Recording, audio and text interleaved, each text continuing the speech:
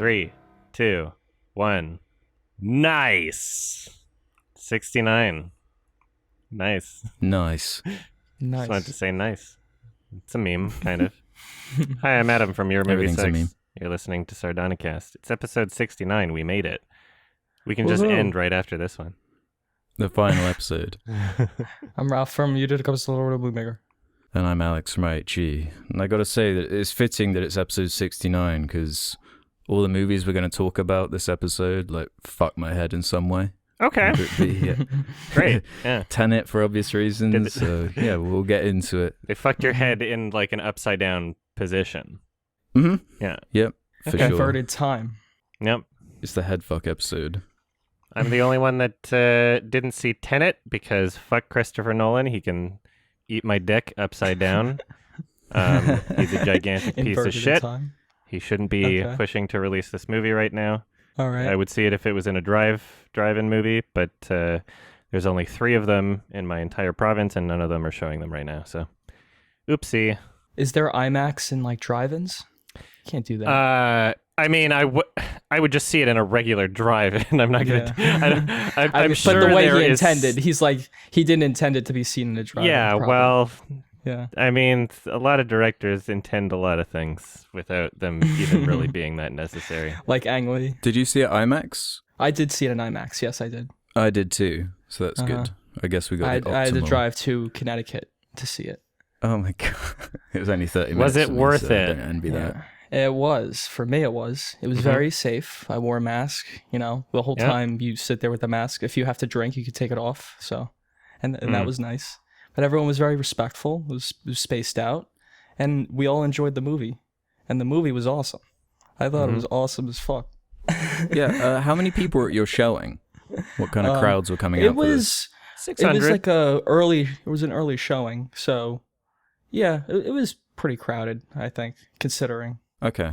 So Yeah. I have the kind of the opposite story. kind of I felt- liked the movie, by the way. I really liked the movie, but Uh-huh. the cinema experience was just I never experienced anything like it because I parked in the car park, and there must have been like 3 other cars, and it's like a whole industrial thing with loads of different shops. It's not just a cinema there, so it was already a ghost town.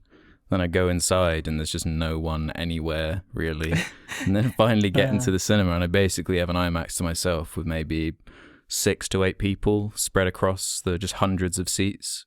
I couldn't believe it. I felt bad for being there because I knew they were probably hemorrhaging money from showing it with that few people being there. Just buy more snacks. We got there early, so everyone was waiting in their cars. So there was no one in the theater, like when we got in. It was when we sat down, everyone kind of started to come in. So it was kind of similar to your experience, Alex. Like, Right. It was just Did you kinda find empty. it kind of funny how in IMAX you obviously have to wear the 3D glasses things?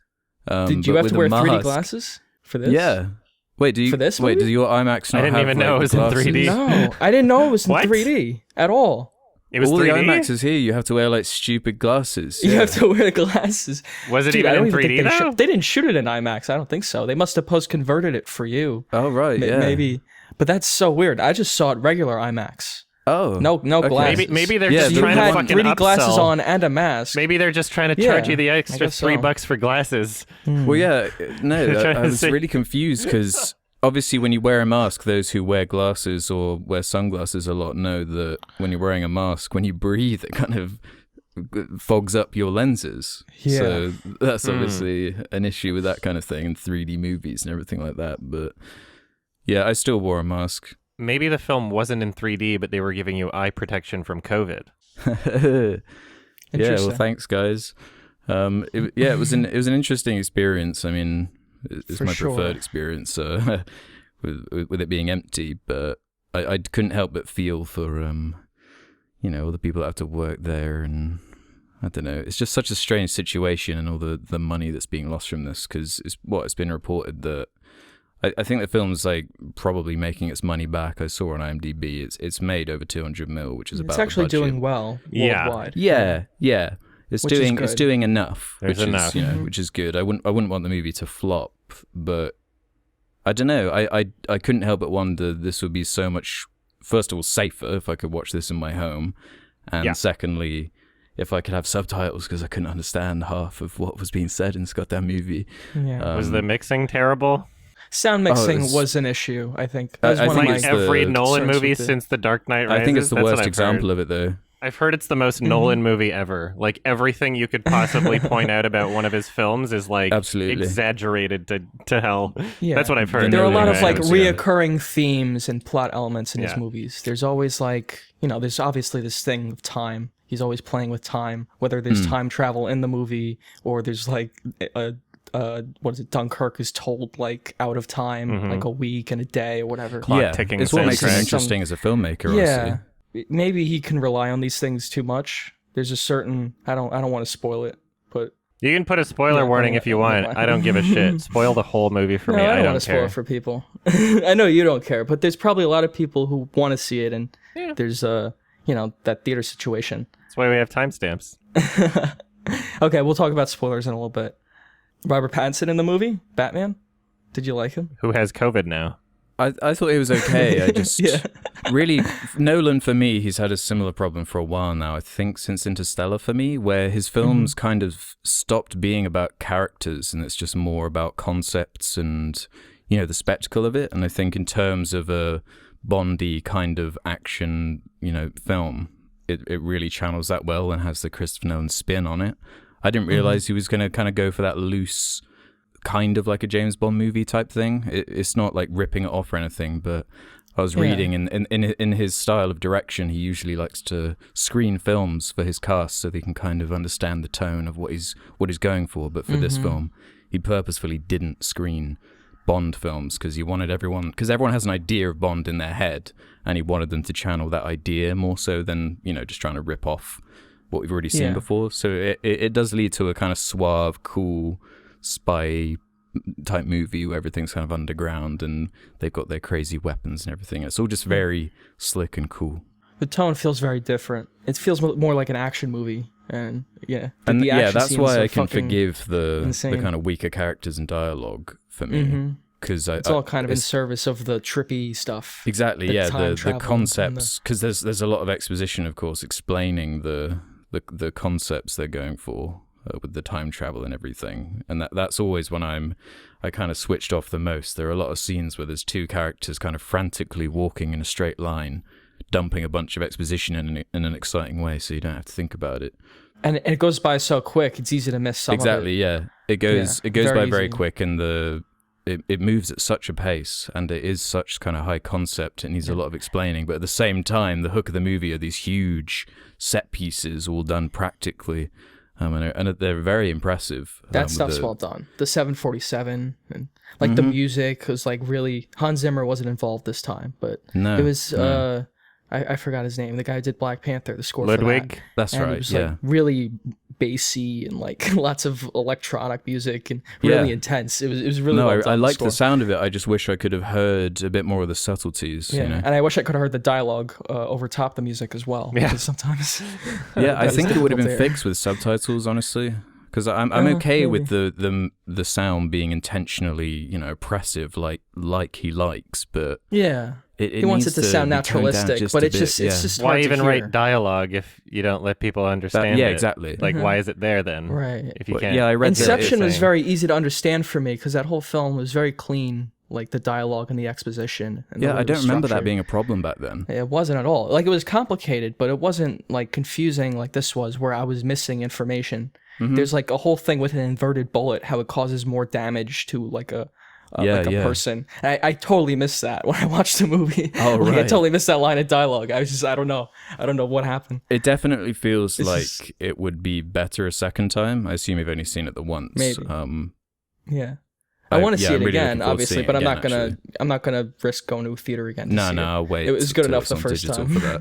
Yeah, so definitely. I can have subtitles, especially. I'd like to but- talk about it more too. I just wish I had like footage and I could see it again.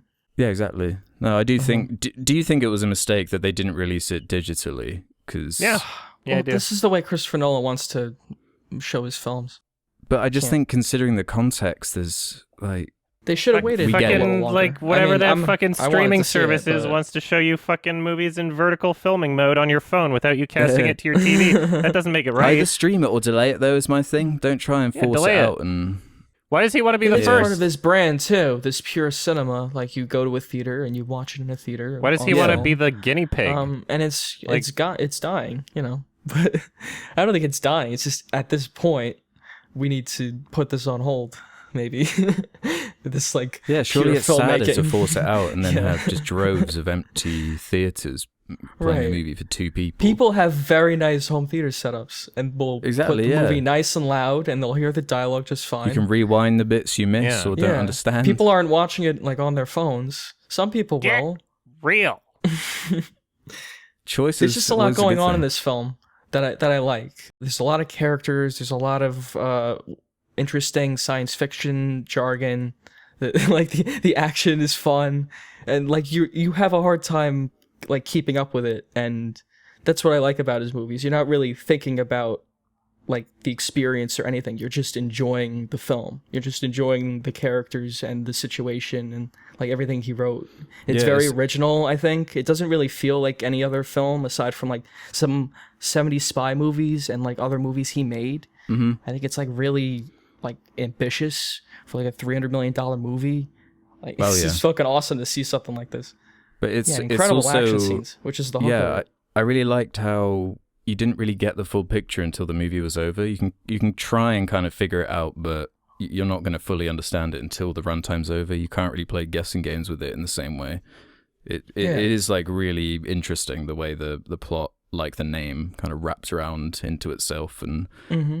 bad But at the end of dialogue the and day, stuff it's just aside, like a spy film about like this guy is on a mission, and you don't really need to understand all the time travel to get like his personal goal, like defending this wife and her kid from like this crazy Yeah, billionaire. they Like, do a good job. There's other things going on that are like that keep the movie going aside from time travel and Yeah. the science fiction stuff.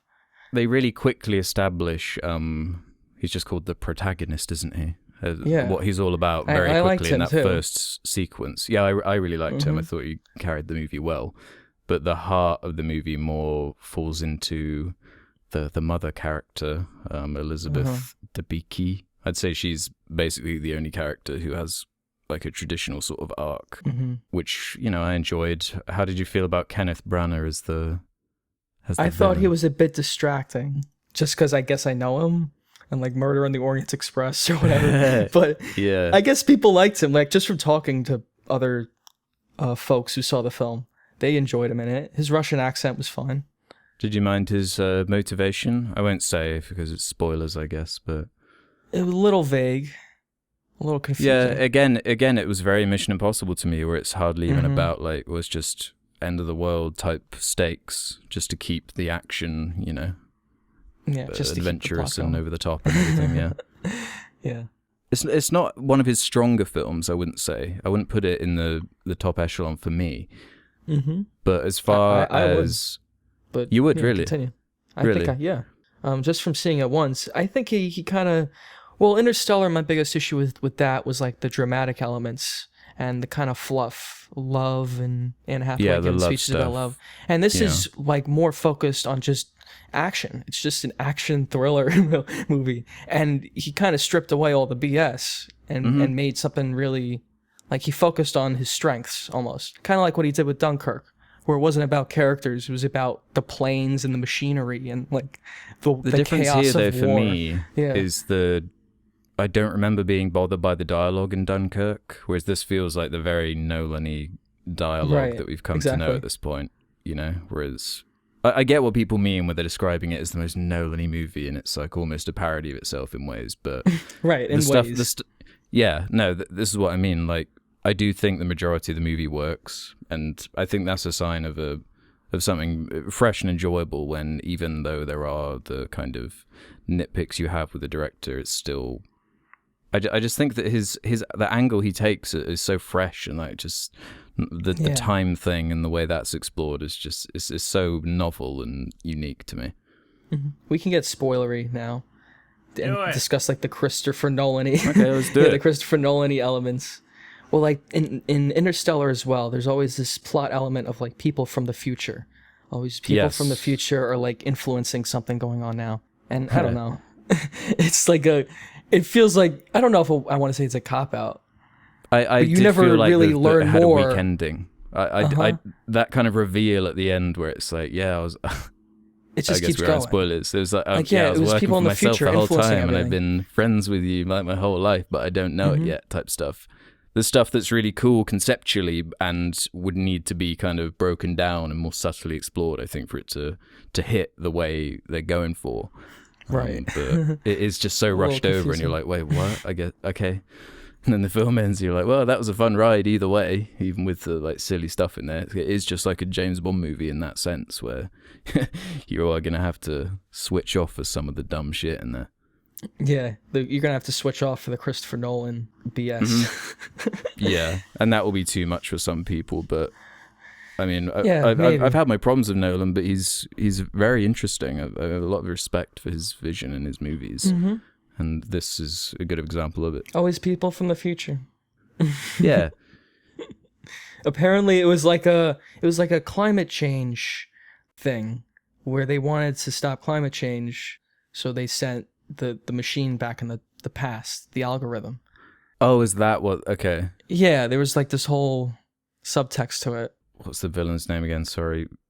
Kenneth Branagh's Branagh. character. His That's his name in the motivation movie. was that he has cancer and is going to die. So, and he has this technology that has the power to end the world. So he figures, well, if no one else can experience this, then I'm just going to take it with me. Yeah. He's going to take the world out with him, including his son. And he's just got a throwaway line where he's like, I don't even know why I brought a son into this world when I knew I was going to do this. Yeah, it seems very I'm much like, like yeah, we need a villain right. and we need to. I like the way they took him out. That was very satisfying to me. But Andre. there's just a general. I don't know the best way to describe it. It's like there's so many scenes and setup and exposition that's required to make this movie work, and it's still fairly long. It's like 2.5 hours long. That it is kind of inherently messy. Yeah, it is messy. It is Kinda messy, clunky. but it is messy and clunky in the way scenes just kind of like start and characters just show up. Like I was really expecting more of an introduction of Robert Pattinson and some of those other Yeah. actors that are in there, but it was probably intentional, to be honest. I remember reading something about how all the side characters were intentionally cast as big known actors or something strange like that. Well, like Aaron Taylor Johnson's in the film as a part I of was shocked part of to a see squad that. performing a pincer movement in time, and he's just like shows up like halfway through the film. Like he was good, I guess he was fine. I'm gonna need Like to you- watch you that said. pincer attack at the end again because I understood the setup where they're kind of explaining the mission they're about to do, but the way it's presented is so crazy. It's so bombastic, and there's so much going on in that last sequence. I did find myself getting a bit lost in the action sometimes, as visually stunning as it was. Yeah. So that might be something that is better on a rewatch, but there's a lot that is lost in the confusion of it all. Mm-hmm. Anything else of note? Yeah, dude, I thought it was awesome. That's it. I'm glad we got to see it and enjoy it. I hope other people get to see it safely, however they want to. Yeah, I can't think of much else for this one. Again, I'm gonna have to see it again because honestly, my brain feels like mush after the movies I've been watching. I'm excited Guys for coming in there Adam in faces to get and- your opinion on it as well. Yeah. It'll happen. Yeah, at some point. Yeah. When it comes out on VOD. Either when it's in the drive-in or when it's Yeah. You have to turn the volume up. You have to yeah. watch it loud. Like Yeah, you who see the knows? bass. Like maybe because if I see it at home, like when it gets a digital release, like if I can watch it with subtitles, then maybe, that'll just be the ideal experience. Mm-hmm. The subtitles too. Maybe my first Definitely. watch will be better than your first watch. Mhm. Maybe it'll be. And then you can so rewind good. the movie. You You, might can watch understand it it a in bit better, yeah. reverse. What would you give it, Ralph? Oh, I gave it a 9 out of 10.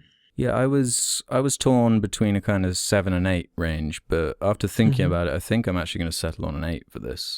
I'll see it again. And Yeah, I'm excited to settle see it some. again, which Mhm. I didn't think was going to happen based on the length and just how I felt about Nolan recently. But it's kind of won me back round on what I like about him, honestly.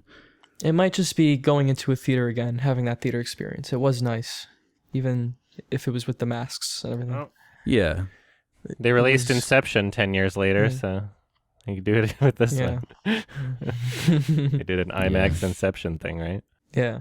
They could just do that a year from now, even with Tenet, if he was nice. But you never know. Yeah, I do think that is annoying. Well, as unfortunate as it is that you can't easily go back and just watch it again, there's another film that we watched, that all of us watched, that was very easy to go back and watch again because it's on Netflix. Yeah. Mm. Very easily accessible. Mm-hmm. I could pull it up right now. Yeah. Complete Take out my opposite, phone. You yeah. can just fucking Yeah. I can watch it scroll right now. through the fucking movie right now. Oh, wait, I It's do a have very the tab different open. experience, right? Also, this movie, like, what's it called? I'm thinking of ending things. Right. It's a very And also, that's the personal title of film. the movie. Very good title. Great title, but it's a very personal film. It's very like Yes. deep and meditative. It actually fits that kind of environment. Mm-hmm. Whereas, like, I think Tenet does work better in a theater or like somewhere with like big speakers, and it's just big. Yeah, Yeah, exactly. no, Big you is the are word right, for yeah. it. This is more small scale, which is why he was able to get it funded, which is why he was able to make the movie. That was the whole point of him basically taking a novel that already existed. When he was asked about why he chose this specific novel, it wasn't just like because he was able to inject a lot of his own philosophical ideas into the film and, Kaufmanisms, you might call them. It's also just because he looked at it and was like, okay, small cast, not very many locations. I can Yeah, get this funded, true. because nobody's like funding his movies right now, which is really sad. Like, he's struggling to get projects made, which is just the saddest thing in the world because he's so talented. How many times have you seen it, Adam? I've seen it 3 times now. Okay, through. I mean, like, I've seen the ending more than 3 times, just the ending alone, but the whole film 3 times. Okay. What'd you think?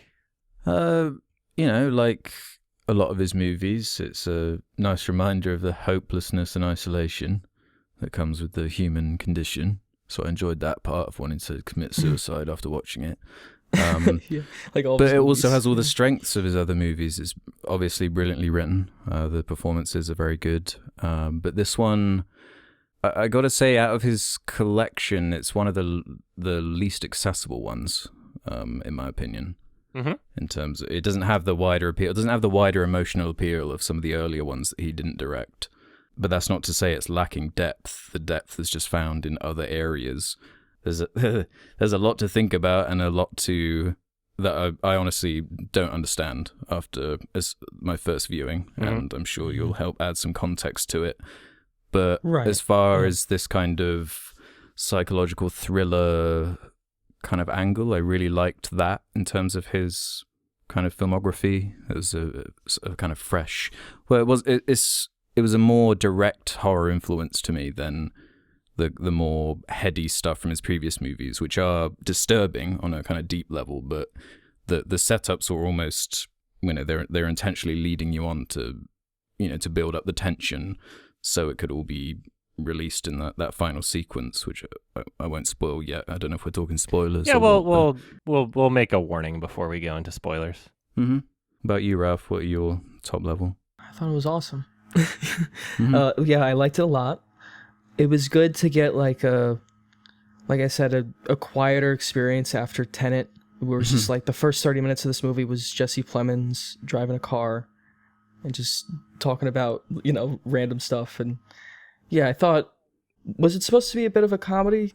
There are definitely comedic elements in it. Oh yeah, Fucking Yeah. directed by Robert Zemeckis and shit. Like, yeah. Yeah, definitely. That stuff. Because there's definitely funny parts, but mostly like, I guess Toni Collette mostly I thought was a little like over the top, a little too much. Yeah, I was feeling that until I kind of was starting to put together what I think they were trying to do with the story. Yeah. Because almost like Tenet, you don't really understand what's going on until the end and the illuminating last section of the movie, which will either confuse you or kind of. I just watched it last night, so this is like my fresh. No, I did. Yeah, I'm the same. I watched it last night because honestly, with the name and just the situation, I was putting it off because I thought it was going to be about suicide. That's what, based on the title alone, and like not watching trailers and stuff because I don't do that anymore. So Yeah, that's why I liked the segment at first with the parents. Like it was like I don't know. I thought it was funny. It reminded me of Eraserhead when he goes and visits the parents. yes. But then it goes on and it becomes like this whole, it becomes like a whole act of the film of them in the house with the parents and Well, yeah, when it that's when the starts getting film started weird getting very. with That's when it started the- getting very weird. Yeah, that's when it started getting very with out there. The aging kind of stuff Yeah. I enjoyed. It seemed like familiar with the synecdoche type, different stages of your life and the aging stuff. And Yeah, the father would be young at one point, and yeah, and it was And not then just all of that, a like, sudden- there's loads of details like in certain shots, like characters seem to change, like age and details and stuff like that. The film's like intentionally messing with you in ways that I found to be really clever. actors would change, and Yeah, and like looking just at for, like, the a shot. photograph and it like changing the person in the photograph. Just weird little things that throw you off, make you kind of feel a bit disturbed. there are lots of parts in it I like, but it's very confusing as a whole. But I do like that it changes, and I think I like the beginning of the movie the most, when it's just the two of them just talking, driving to their parents. But then it becomes a different film almost, like Right. when See, they go in the I house, and then it was becomes a kind of the different film opposite. again, and it keeps going. Yeah, Yeah, I liked the scene with the parents, or the scenes with the parents, a lot. Mainly because I just have a boner for David Thewlis. I just really like that actor. Yeah, I just he find was- him he was extremely pretty good. compelling. he was in Wonder Woman, right? Yeah, but we don't talk about that. One. Yeah, he's Ares. Yeah, Yeah. but no, he was good in that too. Yeah, he was fine. Yeah. But yeah, I liked I did like when it got weird and it was incorporating the bits of animation with the pigs and everything. I liked all that. Very bizarre, all of that stuff. There's old age makeup, I guess, at the end, which is intentionally supposed to look a little like phony Stage looking. makeup.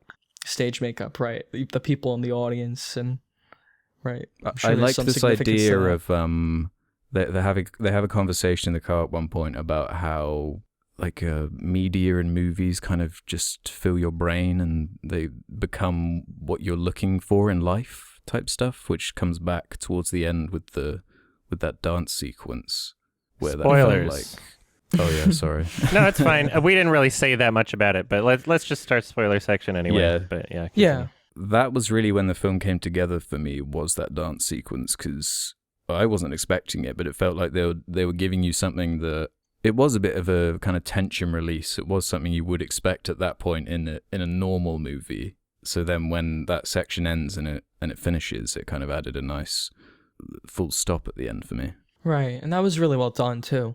Like the way it was shot and the choreography. Like as a director, I think he's got a good style. Yeah, I had no problems with anything technical, really. Yeah, it looked great. The stuff for them in the snow driving. He made it interesting visually. Just the two Yes, shots. no, of them. yeah, The I noted the that windshield down. wipers, like the sounds of the windshield wipers going back and forth. The same Very cinematographer dramatic. as Ida and The Cold War, 4x3, is both it, or is it in, 1x1? I think they're I the think same it's aspect 4:3, wasn't it? ratio. Yeah, whatever it is. It's not 1x1. That's his look. Yeah. He likes that, and it works for this movie too. I think it works just fine. Yeah, using finding creative ways to use a small space, I always enjoy when it's done correctly. And as you said, these car scenes, they must make up about 40 plus minutes of the movie, just at just those scenes. And I don't know, maybe some people disagree, but I didn't find them to drag for me, because I do find that the dialogue and the concepts being thrown out there to keep it mentally stimulating at the very least. I think Mark Commode said it was like an audiobook or something in some ways, because they've got a bit of a rivalry going on at the moment. Yeah, And he's been weird on Twitter. Yeah, is that because of Antkind, where he's referenced in Yeah, book? I think he took it too seriously. But I thought in Antkind, like, the main character is supposed to be like an asshole. Yeah, I mean the main character also hates Charlie Kaufman. Yeah, So but whatever. yeah, Forgot what I was saying now. Yeah, that's pretty funny though. I want to hear what both of your takeaways are before I completely dissect the film. Yeah. What our biggest takeaways are overall. Yeah, like what mean? do you think's going Yeah, on, or like what it's some going themes for, or and- what does it mean, or like what are the thematic ideas that it's going for and stuff like Oh, that. okay.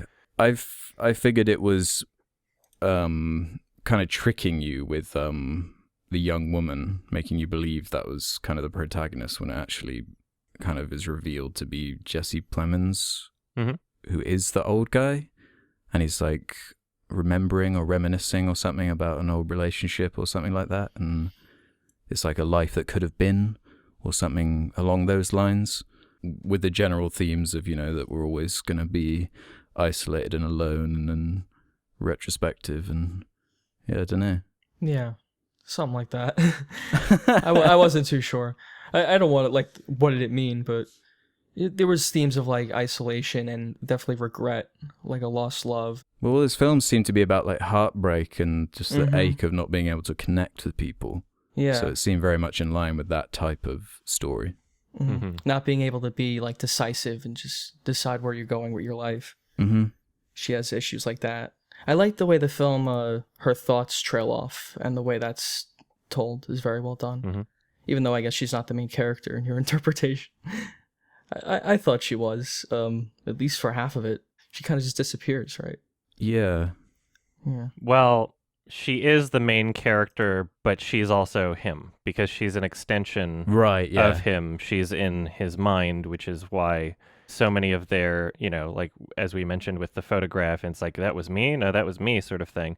And they kind of blend into each other. There's the shot where she's walking down the stairs a billion times, and one of the lines is like, it's difficult to tell where him and I end, sort of thing. And that's just another idea that everything we're seeing, aside from the shots of the janitor in the school, is just taking place in his head. And that's also why, as you mentioned, Toni Collette's character is kind of over the top and exaggerated. This character holds a lot of, like, obvious resentment towards his parents.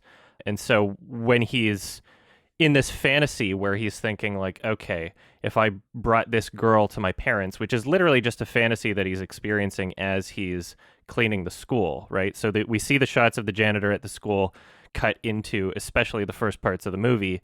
In my interpretation, I feel like that's kind of happening in real time. Like, he looks up at the school, he's like watching some of the rehearsals for the play, then he looks down, we're back in the fantasy. Like, this is what he's doing, not only to pass the time, but to keep his mind off of suicide, because it is a film about suicide. The title has more than one meaning. It is about, her wanting to end the relationship in his head, but it's also about suicide. And this fantasy is something that he's conjured up to try and, like, distract him from it, or to try and rationalize and come to terms with, like, his own life experience at this point. And so you see all of these different characters that are literally just extensions of the main character. I'm sure you noticed in the film, like, the girl's backstory changed several times. Like, first she was studying, like, biology, and then physics, and then she's a film critic, and she grew up on a farm, and then she was like, oh no, I've never seen a basement because I'm in an apartment. This is him just going through, like, in his own head, several different hypothetical scenarios of who this person would be if he had found someone. And he's lived this life. He's fat, he's old. He's literally just watching all these kids grow up and achieve things in his own mind. He's trying to imagine this life that could have been. But now he's at the end of it, and he feels as though time is his enemy in this sense. Like, he can't really do anything. There is no second chance at this point. And so that's why he's literally, this overwhelming, looming thought of suicide is plaguing him throughout the entire film. Yeah, there's a lot more to it. So is that him ending his life at the end? Yeah, that's my interpretation anyway. So we see the suicide attempt for sure, regardless of whether or not it actually killed him. I believe it did kill him. After the musical number, the fantasy's over. He's done cleaning up the school. It's, like, super late. He could have, either he normally works that late, or he intentionally stayed that late because he knew that once he was leaving the building that he would attempt suicide, which is also a possibility. In the scene before she enters the school, when Jake leaves and confronts himself, basically, because, they start kissing in the car, and immediately Jake's like, somebody's watching us. He knows that, he's a part of the fantasy. The fourth wall is kind of being broken. And he's like, he's staring at us. I know that I know that look anywhere. It's a sexual perversion, right? This character is he hates himself. The janitor character, like, so much self-hatred that even his own version of himself, which is younger in his fantasies, is like, no, this is turning into a sexual fantasy. I can't have that. So he goes in there, confronts himself about it. She's left in the car, and one of the lines that we hear is her talking about like, oh, I wonder how long it would take to die of hypothermia. Maybe that's not a bad way to go if I have to go. That's the janitor. She is still an extension of the janitor. That's him thinking about suicide in his own head. And same with when we see the lambs at the beginning who are frozen in the snow, and she's like, well, what's going to happen to them? And Jake's like, well, what's more to happen to them? They're already dead. It'll be fine. They'll probably be burned somewhere, right? And so we can see that this is something that has been literally taking place the entire film in tiny, tiny little ways that are sprinkled as clues, including like, you know how the film is edited. Sorry, there's just so much to talk about. How the film is edited. It'll seem like they're in the middle of a conversation, and then all of a sudden he says "ta-da," and they're at the next location. Both of the times that happens, when he like shows up at the farmhouse and when he shows up at the ice cream stop, that's directly after essentially a conversation about suicide. So she was saying like she made that mimicking noise with her head exploding and saying like, now we're both dead, as in like she lives in his own head. If he kills himself, they are both dead because she's an extension of him. And so immediately he's like, ta-da, like trying to get his mind off of that thing. Same thing happens when he's going to the ice cream shop. Anyway, so yeah, the janitor finishes his fantasy and finishes up at school, goes into the car, sets his keys on the seat. You know, this thought has just plagued him. It's like he maybe wasn't going to do it and then just takes over, essentially, and he freezes to death inside the car.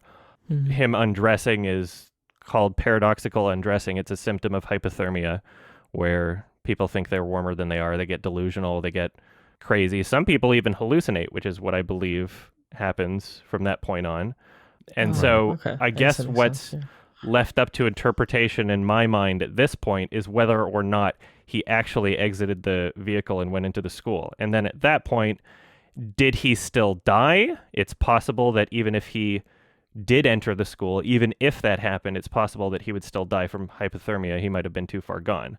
But part of the reason why I believe he did die is because the dialogue in this ending musical scene right before he starts singing for the song from Oklahoma, it is very telling of like acceptance of death. He is receiving basically like a Nobel Peace Award. He's saying like, I accept it all. You are all my reasons. Like, and then we see the after he performs the musical number, which lyrically is very telling of what's going on in the film as well. He's literally the lyrics to the song are talking about him basically falling asleep and fantasizing about his life being good and like his having a relationship with somebody to call his own or whatever, and then he wakes up, it's all a pack of lies or whatever. Everybody stands up and applauds, and then we see that like slow fade to blue, which is very reminiscent of like the fade to gray at the end of Synecdoche, New York, which is when a character died there as well. And so that partially leads me to believe that his suicide was successful. At the very least, there was a definite suicide attempt. And then the end credits, the truck is covered with snow. And there's no real evidence that the car, like Jake's car, had ever been there. Like that was all just a part of his fantasy, essentially. Very morbid. Oh, it's great. Yeah, that's an interesting. But that is great. Yeah. Hey, it fits the show perfectly. Oh yeah, it's awesome. Even what you were talking about with like the them saying like, yeah, films infect our brains and replace our original thoughts and things like that. Like that's called back to in the film, not only directly but also thematically.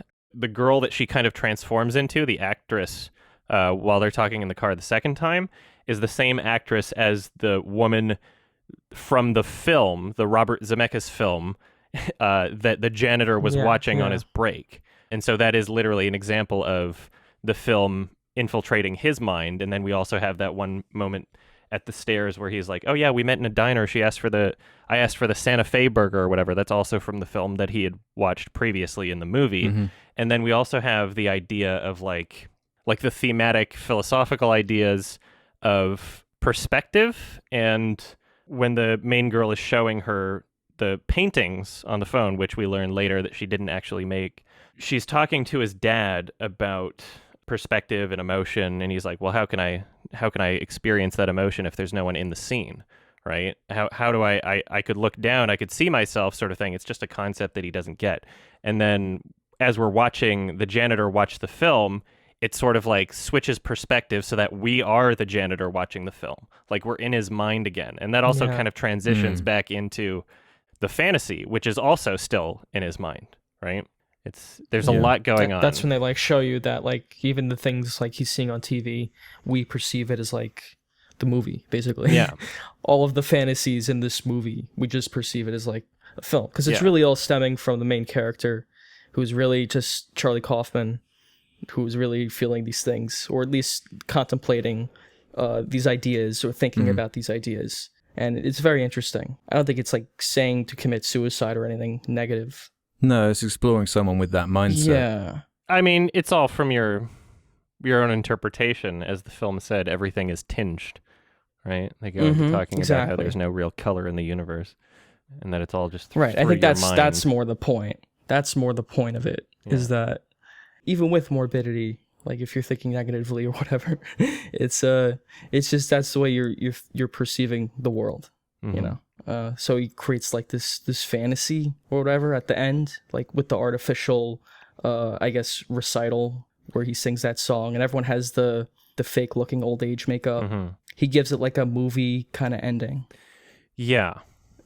Yeah, like an artificial third act, kind of like Adaptation did, like something like that. Yes. It's so intricate and fitting. There's nothing wasted about this movie. When they're talking about the how he's familiar with musicals at the beginning, he's like, Lion King, Oklahoma, I know that one the best. They perform it every few years for obvious reasons. And then she's like, who performs it? And he just kind of ignores it. Like, he's obviously talking about being a janitor at the school, and we see those cut-in shots of him cleaning up as they're doing the rehearsals at the school for that same play, that same musical, Oklahoma. And even in that shot, when we see him cleaning up during the rehearsal, the specific song that's being sung is not the one that's being sung at the end. However, the lyrics are also incredibly relevant to what's going on in the film. So she's watching this young girl performing this character, and the lyrics are saying, like, never have I stopped to say where has last July gone, basically saying she doesn't care about the passage of time. It's not on her mind. She's able to live carefree while he isn't, and he's sort of watching that and feeling overwhelming regret and emotion and despair from this. And then it cuts to another part in the song in that same scene where she's singing about how, like, she doesn't worry because she knows that true love will find her, sort of thing. Again, another huge issue that the main character is dealing with. And because they also say in the film, like, everything is tinged, everything is from your perspective, like, it's obviously affecting him to such a degree that this is something that's going to stick out in his own mind, and it's going to be something that he dwells on and focuses on. You know, the entire movie is an example of that. What's going on in his head, right? Right. It's based on a book too. There are differences. I think it's very different. I haven't read the book, but the ending is like like a book. entirely different. Yeah. It seems like some people like the ending a bit better. I think that's where like some of the criticism stems that this movie's gotten. Yeah, it's basically he pulled the opposite of Adaptation, where the ending of the book is like more of like a tropey horror thing, like the guy like stabs himself in the neck with a fucking coat hanger or something, and turns into like a slasher horror movie or something. Whereas this just went a completely different direction, and I mean, I don't disagree with the it's direction very out at all. there, but I like where it went. Yeah, I like Yeah, that. I agree. It's definitely Charlie Kaufman's movie. It's not just an adaptation of a book. And he should make it its own thing. Yeah. It does feel personal to him. It does feel like a Charlie Kaufman film. What was your process, Adam, of like, you've seen it 3 times. Is there a significant kind of light bulb moment when you watch it a second time? Did it all kind of fall into place? Or I watched it the how did that go first for you? time. I read the synopsis on Wikipedia of the original book and was like, okay, well, so even after the first watch, the ideas I was kind of getting at were like, okay, like they're clearly going for like these characters are all the same person sort of thing. I didn't really catch on to the it's happening inside his head sort of thing. And even after reading the synopsis of the book on Wikipedia, it doesn't really say that either. But watching it several times, you get a lot of like visual clues, especially to what's going on. Like even at the beginning when the janitor is looking outside the window while she's waiting to be picked up from Jake, it cuts back to the janitor, the backside of his head. You can tell it's very clearly Jesse Plemons there. They switched actors. There's like a shot when he adjusts the dial in the radio, Jake, in the car. And in that short shot, it's actually the interior of the truck. That's not the interior of the car. It's literally the same shot as earlier from the janitor getting ready. That's cool. And stuff like that. And then there's parts where, when she's reading the poem and she's saying, this very kind of melancholic, morbid poem about like returning home and regret and living the same day over and over and over again. She stares like directly at the camera, and then he's saying like, "Oh, it's like you wrote this about me." Just like a lot of clues like that helped me kind of figure out what it was going for. So by the end of the second watch, I had pretty much everything figured out from like what my current interpretation is, except really what was going on in the ending. And then my third watch was just like probably my best experience watching it is like having all of that information in mind and knowing like, at least for my own interpretation, exactly what it's going for, and still picking up new things about it as I'm watching it. But yeah, it's something I've been thinking about, even like not watching it. I'll like go to bed and then be like, oh wait, and like write another note on my phone, sort of thing. Yeah. I was noticing how good the kind of setups and payoffs and the scene construction was, but you kind of bringing up these scenes I'd forgotten about because it's just so much stuff to remember. It happens so quickly. It's like, oh yeah, exactly. It all kind of fits so great into at place that. as you describe it. Yeah, that is actually really cool. There's a point you see like A Beautiful Mind, like a movie DVD of it. Yes, I think that's the speech he gives at the end. I don't know if I'm wrong. Oh, I don't know. I haven't seen A Beautiful Mind, but I know that was intentionally placed there, obviously. There are a lot There's of like references to a few film, Yeah. Oklahoma. I still haven't seen A Woman Under the Influence either, but I'm really interested in it at this point, especially. Yeah, and the Robert Zemeckis jab, or I don't know if they got his permission. No, they for did get that, his permission. He was thanked at the end. That was like, yeah. That's I cool, like that that. little fake movie he was watching. That was pretty funny.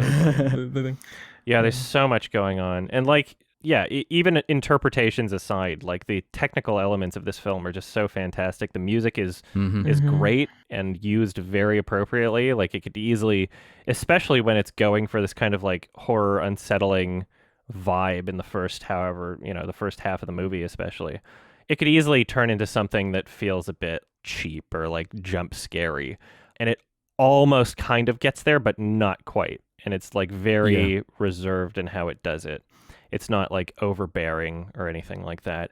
The old age makeup is fantastic. It's flawless. And not only that, but I think it's very important to remember just how essential it is to have performances complement that, because there are so many films where they put somebody in an old age makeup, regardless of how convincing the makeup itself is, but the actors don't really perform it that well. They don't have like the posture. They don't change their voice in a convincing way, sort of thing. But Toni Collette and David Thewlis they do it so well. Like there's so much subtlety in their performances. They even like, going back to the makeup, like you can notice that they changed Toni Collette's teeth. Like they're stained more yellow when she's old, like the old age that she is for most of that sequence. And then you see the part where she's like picking up toys as a young mother, where she's reversed in age and her teeth are like pearly white, like a lot, there's a very clear difference in her teeth, which is just something that like even movies that have like fantastic makeup, they don't pay attention to fucking teeth, So there's just so much going on. I love it so much. Yeah, just nothing feels wasted in this film. Like every moment of it has a purpose. Yeah, it's fantastic. I love it so much. Dope. Yeah. I'm gonna watch it again with that in mind. Yeah, a bit more of that in mind. Maybe it'll make a bit more sense. I'll enjoy it a bit more. Yeah. Do you blame those who are kind of going back against it and just I don't get this sort of shit? Or It's on Netflix. Where does that you have to expect that? It's like having Jennifer Lawrence in that. Mother. Yeah, in Mother. It's like you have to Right, expect that. Like people are going to click on it, Jennifer Lawrence is in it, and be like, oh, fuck, this is bad, sort of thing. It's going to reach a lot of people that aren't necessarily a part of its intended demographic just by it being on Netflix because, people just click on things going like, oh, this is new. What's out? What about like book fans who aren't happy with his interpretation of that story? Read the book. I mean, like, Yeah. it doesn't make your own movie. I don't know. Yeah, adapt it yourself. Yeah, I've never really gotten down with that because don't you want it to be its own thing as opposed to just an exact recreation of the book or whatever? Yeah, and I mean, like, I probably wouldn't enjoy it as much if it ended the way the book did, based on what I understand about it. What happens in the book? Like, it turns into, like, kind of a horror movie at the end, and he stabs himself in the neck with a coat hanger. Whereas this is not just, like, more of, like, a nice kind of, like, thinker thing. And also, like, I'd imagine the book would be so much more obvious just based on that alone about, like, what it's going for, and I like something that I can watch several times and figure out more about it. And, Okay. It's not, like, completely random, just like, oh, this looks cool sort of thing. Like, everything has a purpose, which I really, really like about it. And, I mean, I don't know if the musical Oklahoma was a thing that was in the book at all. But, I mean, with this certainly ending with that musical segment, I've never seen the musical Oklahoma. And I'm kind of glad I didn't because I got to experience that song for the first time watching this film. But I've looked up, like, clips of the Broadway and other actors performing that same song. Jesse Plemons singing is probably my favorite version, and like the musical arrangement as well. It's like Was so that actually good. him doing it? Yeah, he's credited as Really? singing for the song. Because I just assumed they dubbed it because it was quite impressive. He's credited as singing, so Wow. yeah. And there was also, I didn't really look into it too much. There was also a credit I noticed, like one of the song credits was like written by David Thewlis or something. I'll have to look that up. I couldn't tell Really? you which. Yeah, here it is. Wouldn't it be Loverly, performed by David Thewlis? What? Okay, not written. So I don't know when that was or what that was. That's really interesting. Yeah. So I'm again, another thing that I might figure out later. Maybe that was like a song on the radio or something. Yeah, maybe. Yeah, I have no idea. But yeah, that was a weird credit.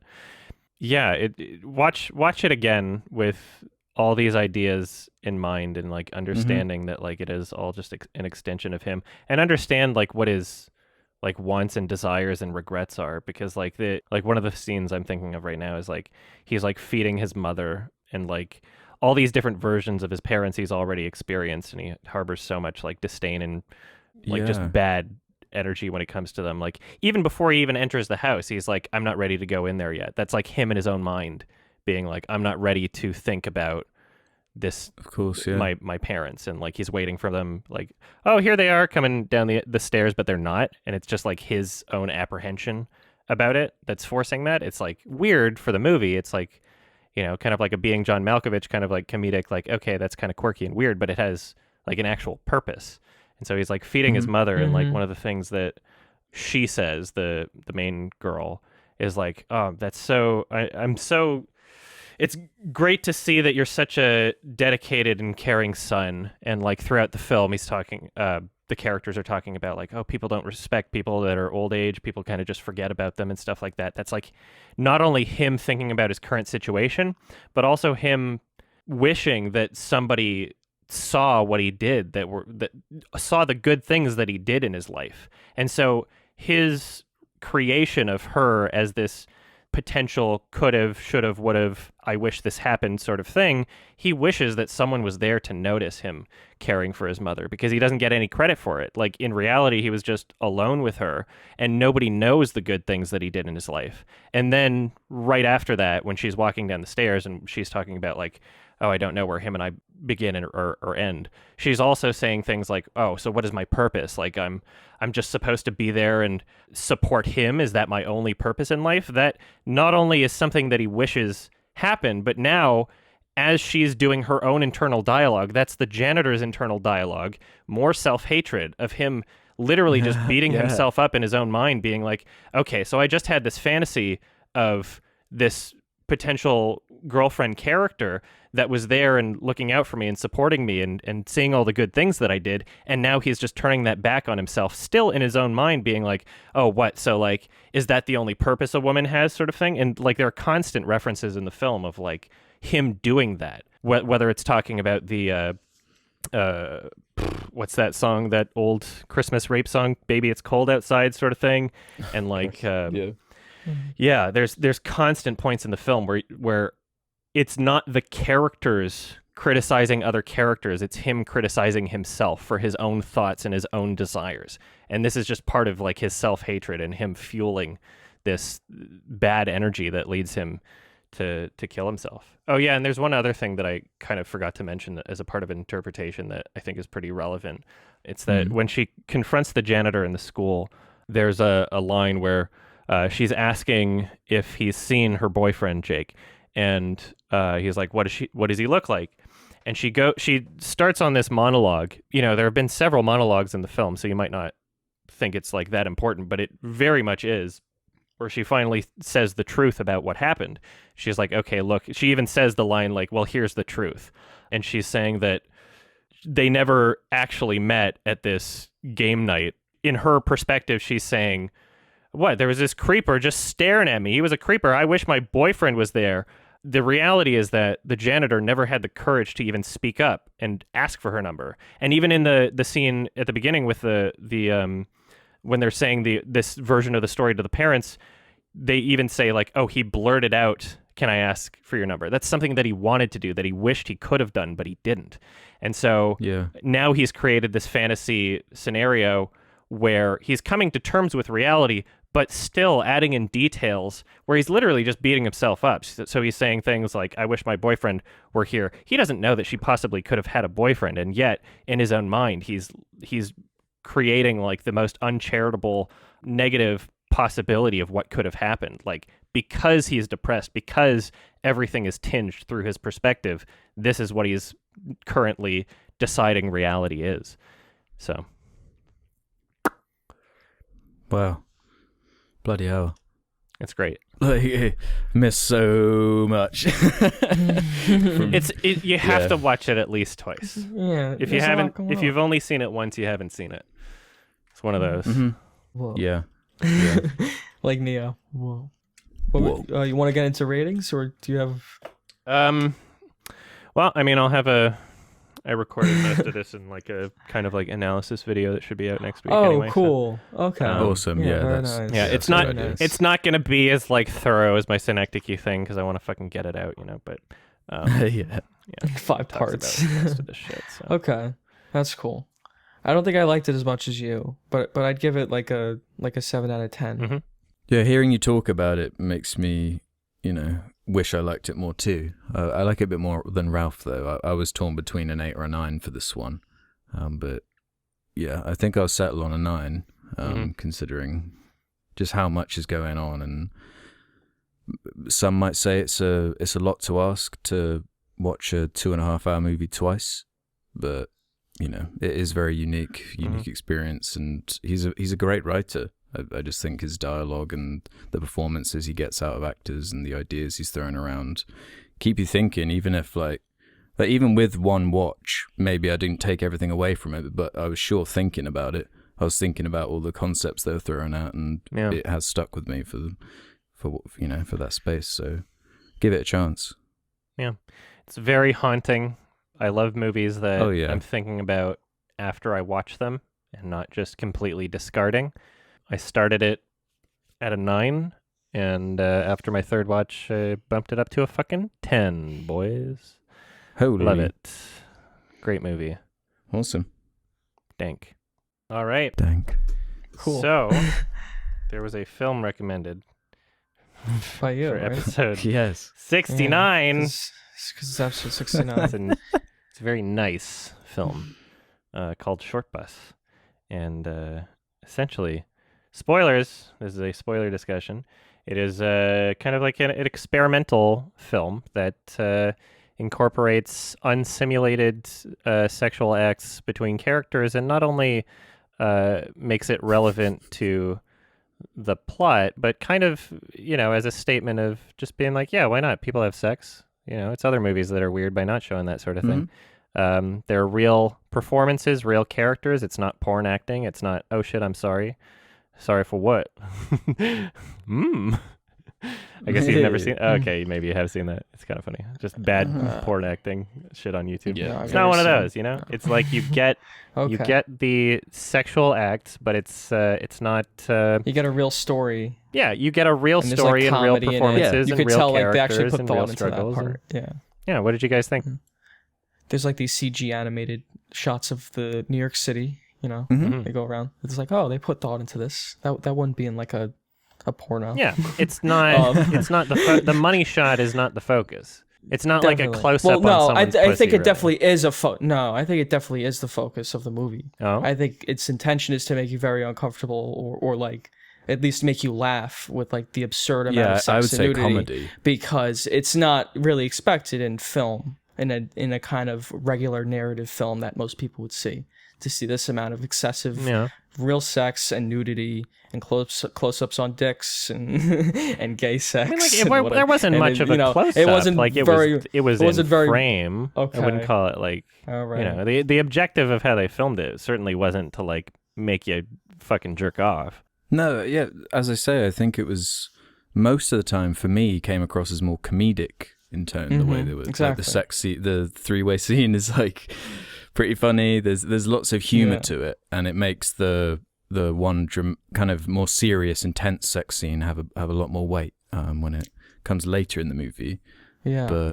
I enjoyed this movie overall, but I did have some kind of issues with it. It's certainly unlike anything I've seen before in terms of just the pure amount of sex that is in it, but it does achieve the goal of not just being a porno. I never even crossed my mind that I'm watching a porno like it did with Showgirls or something like that. I felt like, it felt like first and foremost it was a film. It wasn't about, as you say, sex is just a huge part of humans and humanity, and a film kind of throwing it out there like, look, they're fucking like everyone does in the world, so deal with it type stuff. Yeah.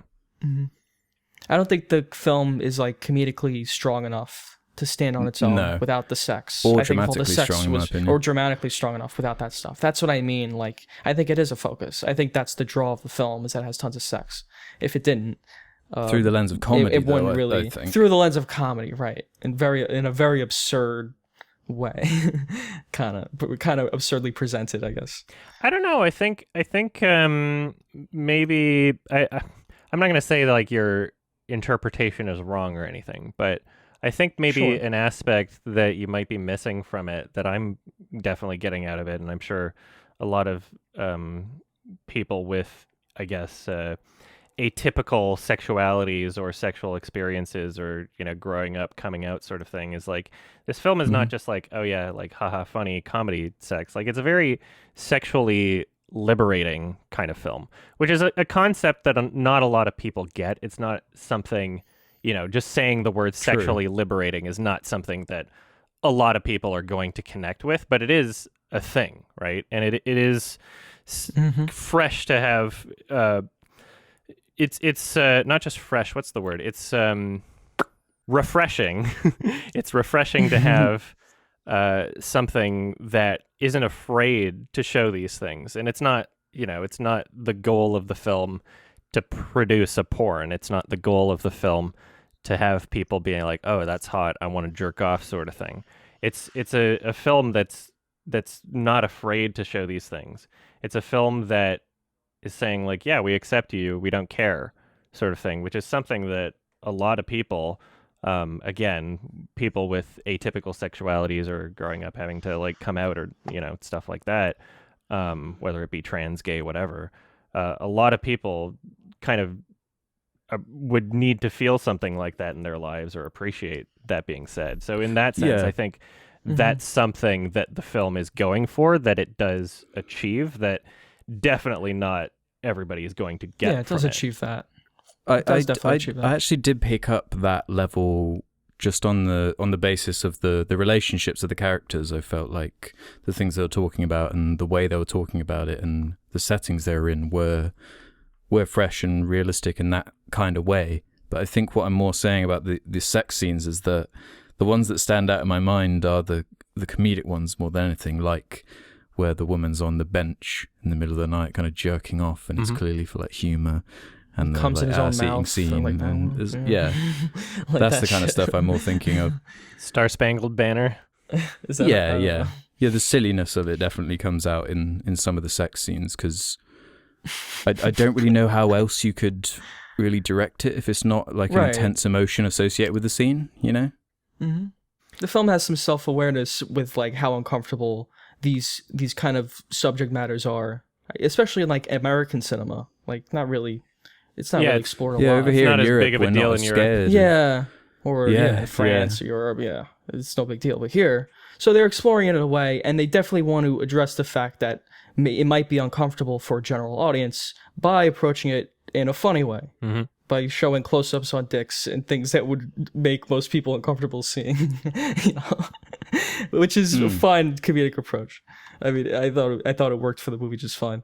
I like the look of the movie, very colorful. Like, there's the scene they're in it's like a cryo chamber. What is it? Like you cut yourself Oh, off the from sensory world. deprivation. Oh, those. Sensory Yeah. deprivation chamber. Yeah, that's right. It's like all green. Like it has a color palette that's really There's like, nice. some cool setups and some cool scenes. Yeah, the sets. And it feels it has the vibe of like a kind of hipster New York City.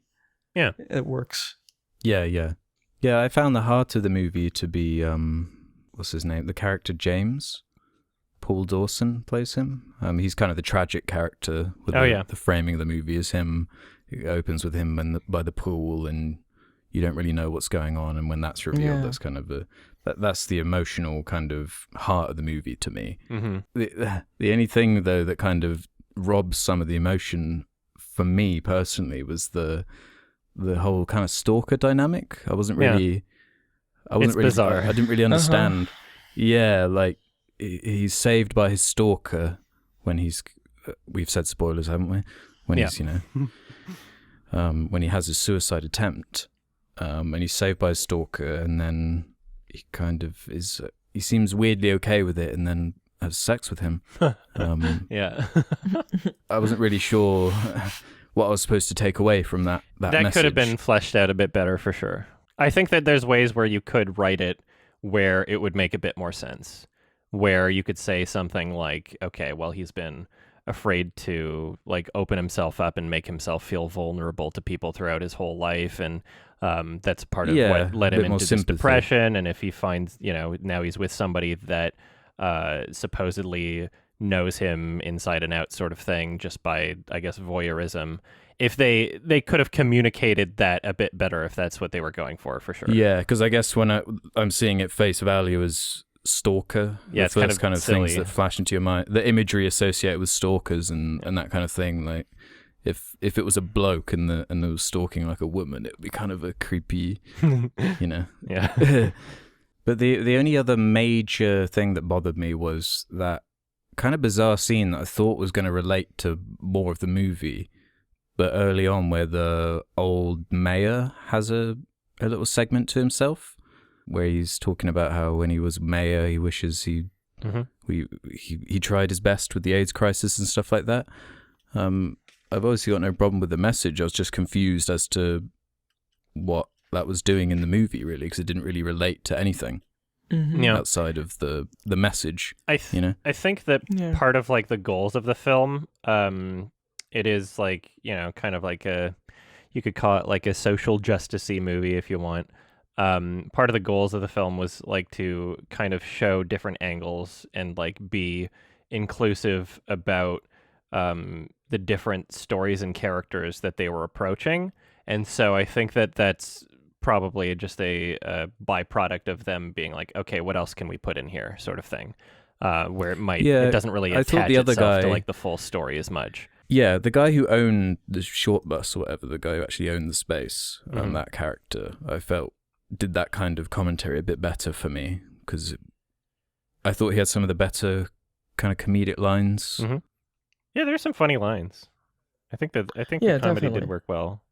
The menstrual blood lipstick. It's a period piece. That's funny. Yeah.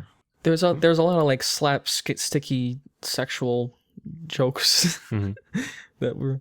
Yeah, it was all. Yeah, There's like a vibrator and in her, and there's like a remote, and it makes her like punch a guy in the face.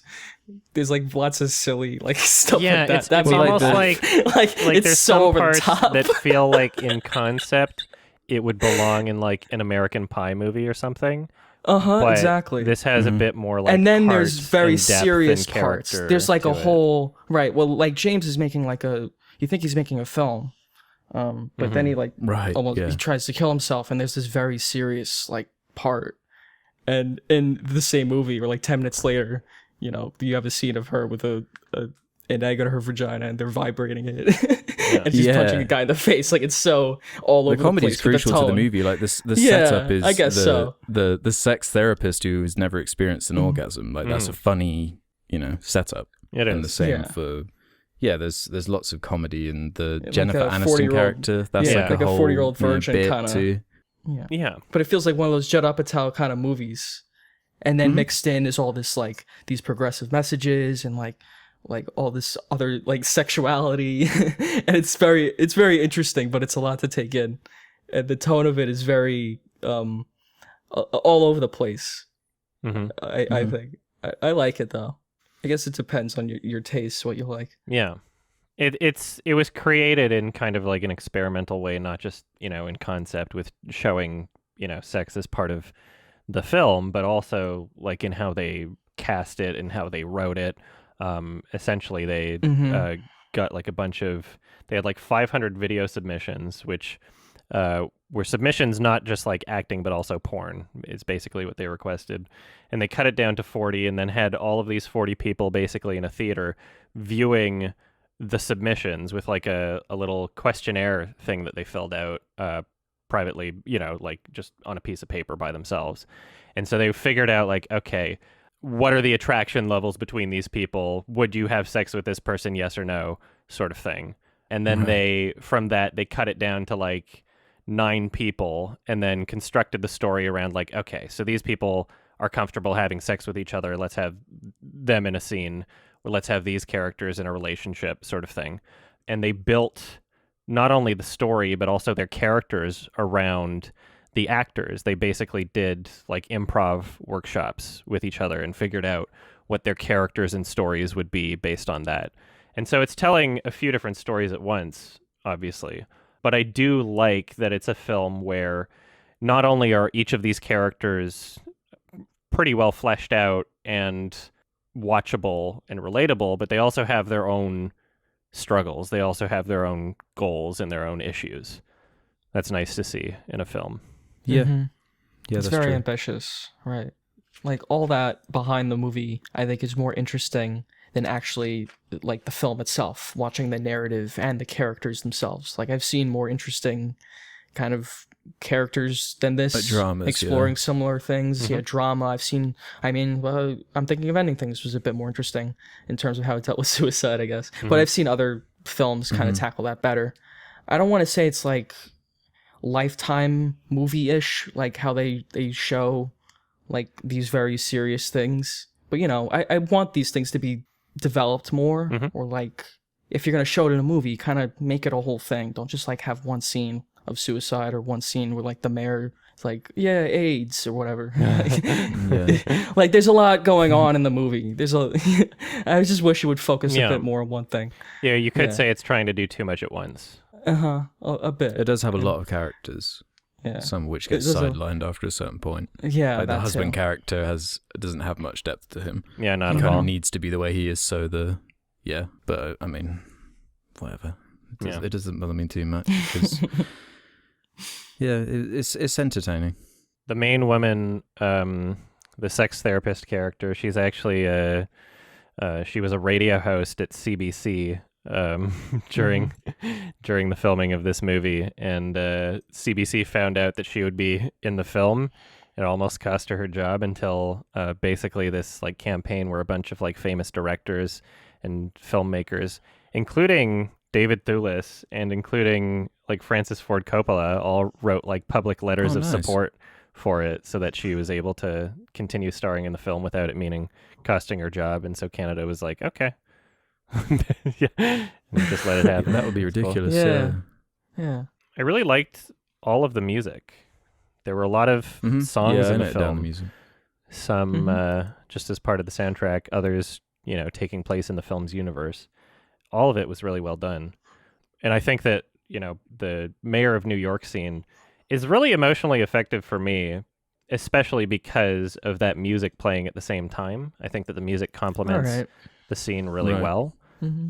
Also, the dude playing guitar and singing looks like a younger Stanley Kubrick, which is hilarious. I kept thinking that, yeah. I thought I was missing something, some detail or Easter egg. I was really confused by that. The dude who's paying the dominatrix looks like Ego Raptor. Yeah. No, I see it. I can see. Yeah. There's I hadn't seen this movie for a while. It's always something that I've liked. But yeah, seeing It's it hard to recently, find, too. there's more jokes that I was able to pick up on. The stalker characters in the background of a lot of scenes that I didn't notice him before, and it was kind of like a Sammy Synecdoche, New York kind of thing going on, which was kind of fun. All right. I like the cum shot on the Jackson Pollock painting. That was pretty funny. Yeah, that was funny. Yeah, a lot of 9/11 kind of commentary in there too. Oh yeah. Yeah. 9/11 is the only real thing that ever happened to them. That was one of the bits of dialogue that I liked. It's got some cheese in there. It's not like completely Mm-hmm. Plenty of cheese. flawless or anything. There's like a weird part where he's got like the app and then the mayor of New York's pacemaker gets affected by it or something. It's just like, what? That was a little weird, but maybe he was faking it. Maybe he just wanted to get some attention from that young boy. Mm-hmm. I love that the character's name is Seth with a C. Oh, right. I don't have much. Yeah, I don't have much more to say about it either, because it's just like, yeah, there's a lot of sex. It was kind of funny. Yeah, it's fairly simplistic, and the drama has its moments, but I think it overall pretty works better as a straightforward. comedy than a straight up drama. And I could get behind the messages of it too. It's better to be Yeah. out there with it and blatant than Do the Right Thing was like that too, right? Yeah. It's like, take the message. Yeah, and like, the fuck you. the main the And main that's good. woman who's never orgasmed, her her arc basically of embracing her sexuality and Yeah. not repressing it for the sake of someone she doesn't even really want to be with deep down. Yeah. That's relatable. Yeah, like at its heart, it's like a sexually liberating movie. Like that's the main thing that it's going for, and I think it And on definitely that achieves aspect, that. it does work. Premiered at Cannes. I wonder what that theatre would have Yeah. been like. Yeah. Probably been Yeah, interesting. they're European. They've seen it before. Yeah. Yeah, true. Don't care. They see it walking at the beach. All right. Yeah, I really enjoy this film. I connect with what it's going for. I connect with both the drama and the comedy. And although it's not perfect, there are definitely things that could be improved about it. Yeah, still love it. Glad I was able to see it again. I'm giving this one 8 out of 10. Okay. Alex, go ahead. Yeah, I enjoyed it. It's certainly not something you see every day in a film, that's for sure. And yeah, the sexual themes are the core of the movie, and they explore it in a good way. For me, it was just after a certain point, I found some of the jokes to kind of become a bit repetitive for me, and the punchlines being fairly similar in the way they're coming across. But yeah, I did enjoy it. And I would recommend watching it. I'd probably give this a 7 or so. I'm around where Alex is. I think like 6 out of 10. It's funny, and I enjoyed it just fine. Maybe it's also watching a Charlie Kaufman film and a Chris Nolan film, and then watching this. It's just like Yeah, the mindfuck like it's two, continues, yeah. It's like just two epic filmmakers, and then, but this is still really. It was unique, definitely. Mhm. I'll never see another film like it. What other films like basically open with a cum shot to the face? You know. Gaspar Noé's Love, which was not Yeah. good. You got two, right? It was a 3D cum shot at the camera. That's right. Yeah, that is a lot of sex in it too. And then That's they one- did a that's my Q&A least after the favorite movie. film of him. We had a 3D glasses thing going on at the theater. It was at TIFF, I think. And then Gaspar Noé and the main actor come out. I'm like, oh, you just came on my face. Oh, that's hilarious. Oh, God, that's absurd. Like, I'm sure that all these actors and director did press for the Cannes stuff too. So it's like, oh, you just watch me Yeah. fuck. Yeah. That is quite Yeah. uncomfortable. And that Nice. I'm not quite sure what he was going for. Yeah. In love. Yeah. I guess that's just people have sex. But like that's it. I guess that's the message of the movie. Gaspar Noé went at the It's Q&A very for that movie. liberating. Gaspar Noé just came out and was like, What he said. yeah, we didn't have a script. He literally just said that. He's like, we didn't have a script. We just kind of Yeah. like went Wow. around, filmed them Yeah, fucking, exactly. and That's how it decided, felt. figured out what we wanted it to be. But it's about Like, a yeah, I could relationship. tell it didn't have a fucking script. Jesus. It's about love and how, and then sex is worked in there somehow. There was like no self-awareness, as like this like Shortbus was funny with it, Yeah. like, and I appreciate that. At least I appreciate that it was trying to say something, Mm-hmm. unlike love. Yeah. All right. Question time. Yeah. Let's do some questions then from the Sardonicast community. Head over to our subreddit where there'll be a suggestion thread where you can ask us whatever you feel like. Let's start off with this one then from, Bender the Giant. So, Francis Ford Coppola is doing a new cut of Godfather 3 and is supposedly changing the beginning and ending. My question is, can you think of any movies that you disliked the theatrical cut but went back and watched a director's cut or something and appreciated it more? I doubt it'll be this Godfather 3 cut, but No. for me it's No, a no, no. Blade Runner final cut. The first time I Yeah. saw the original Blade Runner was the Harrison Ford narration one, which is just, purposefully bad. So when I saw it's called the final cut, isn't it? Is that the good one? I can't remember. Whatever. Yeah, the final cut. And then I was like, oh yeah, this is the movie I was kind of hoping for and imagining from this. I like the Midsummer one a lot. Oh, I still haven't seen that. Yes, It finally yeah. showed up. Which I saw I that saw- I I saw saw that this that last year. quarantine. I was impressed. Yeah, it does add a Yeah. fair amount to the movie. Because I saw that like last summer, like only a few weeks after seeing the original cut. It just came out in theaters. And it added a lot more to like their relationship. I think there was a whole Yeah, it sequence that they were at night. It was a ritual. You just get more at night. context. Yeah. Uh-huh. It was cool. Yeah. They had more context for one of the characters' like deaths. You actually see the ritual that's done. I think we talked about it before. Yeah, we did. We talked about Midsummer, yeah. That's right, yeah, I just but I haven't seen the haven't director's seen cut. Midsummer thing. and the director's cut we talked about too. Like I think I Okay. mentioned it on here. Yeah, but it's great. I think the director's cut's better. If you had a choice, I think you should watch that one. Mm-hmm.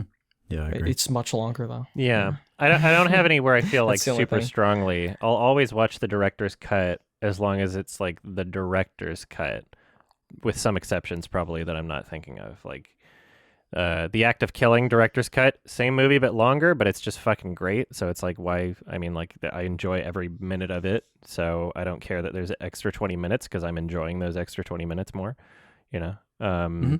You can still get the same movie out of it essentially by watching the theatrical, but yeah, I mean, always go for the director's cut.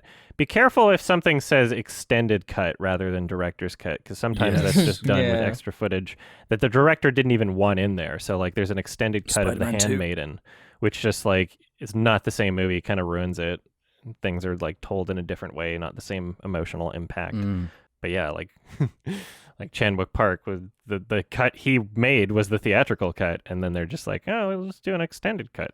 Okay, like the studio or whatever decided to do that. So I've only ever seen the director's cut of Brazil. Thank God. yeah, Apparently the theatrical cut or the American one or whichever one. There's, like- they there's a they few gave it a different happy cuts. ending, where they fucked keep it the up. happy ending of the film. Yeah. Which it's not supposed to be. Yeah, there's some things Like, I that wish totally there was a changes the director's message of cut the for movie. that there aren't. Like the original Dawn of the Dead ending fucking sucks. And when I hear about what the concept for the original ending was, I'm like, holy shit, I wish that was in the movie. God damn. Mm-hmm. But they never even filmed it. The studio just was like, nope. See how I feel about the Snyder Cut. Yeah. Yeah, I was about to make a could be Snyder great. Cut joke. Yeah, we can revisit that when that comes out, this question. Yeah. No joke, dude. I'm excited. It's nothing to joke I am about. too, to be honest. I'm with you. Man. Is the aspect ratio actually different? Or was that just in the trailer? Oh, There's a that trailer for was the very Snyder odd. Cut? Yeah, Yeah, it had a different aspect ratio than it was like not How 4:3, recent but is it was that? a little. It was from that if DC it was. fandom thing like a week or two ago. Yeah, it might just be because it's on Twitter. They adjusted it. Oh, yeah, so maybe. who knows? Maybe, but if it actually is like different aspect ratio, I think that'd be really funny. Black and white. That would be funny. It's black and white. It's like the lighthouse. That'd be so good. It's so ridiculous. You get And it what had you the Leonard deserve. Cohen song. Hallelujah. It was just from Watchmen. That was the same song from Watchmen. In the most Yeah. over the top sex scene that it was 2 panels long in the comic probably. Whatever. I'm looking forward to that one. That'll be the Yeah, next so great am I. director's cut. That's why I mention it. Yeah. Well, seeing as we are on episode 69, you can Yeah, imagine episode what some of the questions are like. Okay. We got a good one from Hemroy XII. As a special question for episode 69. Do you think that a film's capacity to make you horny / turn you on is worth credit or recognition in a rating or review? Even though this might seem like an easy no, this idea is interesting to me as personal enjoyment seems to be at least a big factor in a lot of people's film opinions, and horniness may be different, but it's still a form of personal enjoyment. Which is a interesting question. Yeah, very Which I interesting. can't say I've put much thought to. Because Mm-hmm. I don't have like a list of films in my head that maybe people in the 80s did, where it's like the jerk-off films and stuff like that. Well, I don't think Don't people really need just that watch anymore. films to watch a scene where people are naked or sex. Like, I think people watch a film for a story, which is why it's different from porn. So I don't know. There's always an element, too, of they hire attractive people in movies because you're naturally just drawn to attractive people. Right, your eye is like you can't even help it. Like you see a pretty person on a poster, you're like, oh, I want to see that movie. Mm-hmm. So there's always like an element of sexuality in films to draw you in, because that's what people like. Just like people like violence, like explosions and sex sells. It sells. Right, put it on a As cover. long as you're not put an overt explosion with on it, a that's the cover. weird thing. You're allowed Uh-huh. to sell things with sex as long as it's not Shortbus, I guess. Then it just gets like banned. Or as long as you're not exploiting people in the film, Mm-hmm. the actual actors. Yeah. As far as if it's considered in a rating. Like, could you ever imagine, like, in like a quickie or a video being like, yeah, just so you guys know, this film turned me on quite a lot in this scene. Just Yeah, but you can say it as serious. Well, that's why that's there has hilarious. to be like that. I think that it's important to also understand like the difference between something like a personal enjoyment versus like something that you feel is a bit more accessible to other people in a recommendation. So if you wanted to be rating a porn, you have nothing but how turned on you are to rate the Yeah, porn, but it's very unless you want to talk subjective. about the fucking cinematography in a porno, Which no or one something. does. Yeah. like, oh my god, the Yeah. fucking There's cum no shot. discussion of Like, that. It was so well, it was so well lit, right? The set is really like, nice. Yeah. Yeah, it really depends on what you're going for. But like, there's tons of movies where Showgirls is an example, but there's tons of other movies where like the plot just essentially stops and it's like, okay, well, what's the point of this? Am I supposed to be turned on right now? Like, what the fuck is the point of this, right? Where like if you don't have that sexuality, if you're not turned on by it, if it isn't your thing, then it does really nothing for you. So it'd be weird to kind of have yeah, I mean, like, I get the argument. I get what you're saying by, your response to something sexual is a subjective experience, and so is your response to something emotional also, or comedic, right? But at the same time, it's like, it's a bit more of like a hardwired thing. Like, sure, our emotions are hardwired too, but sexuality is like illogical. You can't justify a fetish or a sexuality. You can't logically work your way up to it. You have to logically explain backwards from it. It's basically starting at, oh, I'm attracted to this, and then you can try and figure out why in sort of a justification being like, okay, because this is associated with this and this emotion and blah, blah, blah. But you can't work your way up to justifying a sexuality. You have to go backwards. I don't know. I feel like your sense of humor can develop over time. Like your sense of what you consider to be emotional can develop over time. Like your Absolutely. environment can influence it in ways that it wouldn't really your sexuality, which is just like there forever.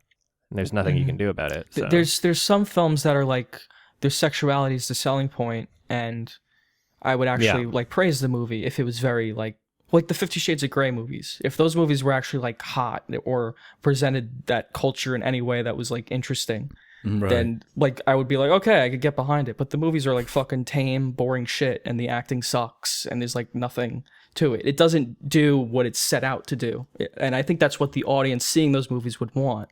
But it's very tame because it's a rated R, big budget film, when it should be something like Shortbus.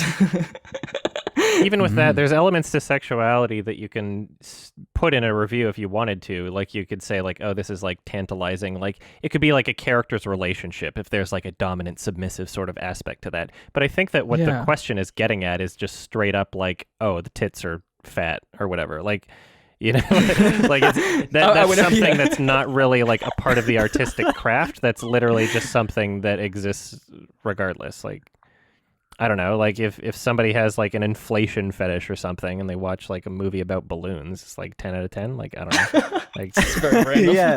Yeah. You can't recommend a film based on things you find hot. Yeah, it makes no sense. Unless you're just recommending it like on a fetish website. If you're like a scat fetishist and you're like, fucking human centipede, like a fucking sallow. Yeah. Here's some good ones, boys. But I mean, at that point, it's no different than a website like I don't know, doesthedogdie.com. If you're just pointing out like one element and that's make or break if you want to watch the movie or not, and nothing else matters about like the artistic or creative craft of something, then sure. But I don't think that should be necessarily relevant in talking about a film if you're reviewing it and talking about the artistic choices or the technical elements, right? That's kind of irrelevant to the conversation. Because you might as well just be saying like, oh, Scarlett Johansson's in it. She's hot. 10 out of 10. That's it. Yeah, it's just not a very reasonable metric to measure anything on that relates to more than one person. Yeah. We have this one from Boy Yoy Yoy Yoy Yoy Yoy, who says, for Adam, as a gay man, what are the most egregious and offensive things a film can do when it portrays your sexuality on screen? Well, you know, there's some people have said things like there's gay characters for gay people and there's gay characters for straight people, sort of thing, and that's true in ways. Not to be like divisive or anything, but there's points where it definitely gives off the impression where it's like, okay, this is for a little fucking woke point here. Like Disney and their like one line that they can remove for Russia and China. And then there's also like there's so many films and TV shows where the character is gay and that's all there is to their character and that's what it is, and like it's kind of just obnoxious and annoying. Or when it's just like too much of like a stereotype sort of thing. Like you'd never, I mean not never, but it's very rare that you see a gay character where it's just like, oh, they happen to be gay and they have their own like goals and character outside of that sort of thing. Or one where, you know, it's not like super obvious lispy sort of thing. Yeah. So depends on the movie. It depends, you know, you can have straight people playing gay characters. You can have straight people writing gay characters, and it, you know, it can work out fine. There just has to be thought put into it. Yeah, I mean, just treat them like any other character, really, instead of like this parading around sort of thing that happens every so often. Can you think of any examples that kind of pop into your head when I ask the question? Of like egregious examples of gay characters? Yeah, ones that pissed you off personally. I'm trying to think of a good example here. I usually put you on the spot. They're usually not like. I usually retain memories of like great movies, and what I would be talking about usually not in great movies. I don't know, you go further back in time, decade by decade, and you'd see like gay characters being represented in less flattering ways the further back you go in time, often made as like villains, which I found to be amusing, in the same way that you'd have propaganda about like, okay, every villain would have like a Russian accent sort of thing. It's just this like sort of instilling like, this is the enemy, America, sort of thing going on, which I found to be like kind of amusing. What was it? Was it like Mad Max 2 where the villains were gay? Yeah, I think so. The Road Warrior. Yeah. But it depends on where it's coming from, I guess. But it's not to say you can't have a villain that's gay. But in certain contexts, it almost seems like that's supposed to add to them being a villain in of itself. Also, the gay characters in Ben and Arthur. Those were very memorable. Oh, fuck. Yeah. Yeah. Gay characters. Yep. Yeah. Ben and Arthur. 10 out of 10. Great movie. Yeah, it's I don't know. I like there's movies that do it well. Like Call Me by Your Name's a great movie. It's like it's about their relationship.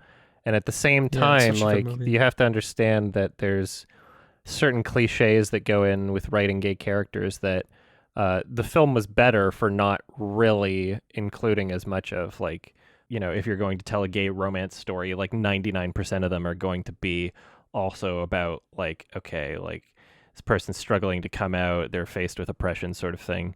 Whereas Call Me by Your Name didn't really do that. It was just a movie where you were able to like follow their relationship. And, their relationship was the way pretty that like accepted a by straight like romance their movie dad would, where it's like, oh, that's nice. Yeah. Like it doesn't have to be about this other sort of thing, which is, you know, just more variety is better, I would say. Different stories being told that don't necessarily follow these like writing checklists of tropes and cliches and character attributes that are just like so repetitive. Yeah. 13 Reasons Why. Every character was gay in that. I was going to ask you about that. How did you feel about that part? It was just really funny. I didn't take any of it seriously. It was just like, you're gay, Alex? I never could have known. You were like, I'm totally straight, guys. I had sex with a woman once. That was the most unconvincing sex scene ever when he fucked that chick. That was so bad. It's like, I don't believe you for one fucking second. Yeah. I remember in a previous season he like fucks a hooker or something. Yeah. Least convincing performance. Like, come on, dude. We all know. Sonetki239 has one for us. How can you tell if an indie or art house movie is bad? Where do you draw the line between at least it's unique, the director probably intended for it to be that way, and nah, that was bad? And how can you tell when a director's overall artistic voice is not worthwhile despite seeming unique? I think a lot of it comes down to intent, obviously. And so if a film is going to be insistent upon itself and beg an interpretation or beg analysis, it should have something to back it up if you're going to go through it and analyze and interpret. So Charlie Kaufman films, a lot of people might hate them because they also beg interpretation and analysis, but there's something there to back it up. So like if you see somebody who says they're smart, if they're actually smart, there's nothing wrong with that. Like people should be able to be honest about themselves or have an opinion about themselves. If they think they're intelligent and they actually are, that's fine. But people get annoyed when somebody says like, oh yeah, like my IQ is so high and they're just a dumbass and like they make a spelling error while they're saying it sort of thing. It's just like, okay. So in that same way, you know, you can look at films in that way as well. There's a lot of films that sort of insist that they're intelligent when they really don't have that much to offer.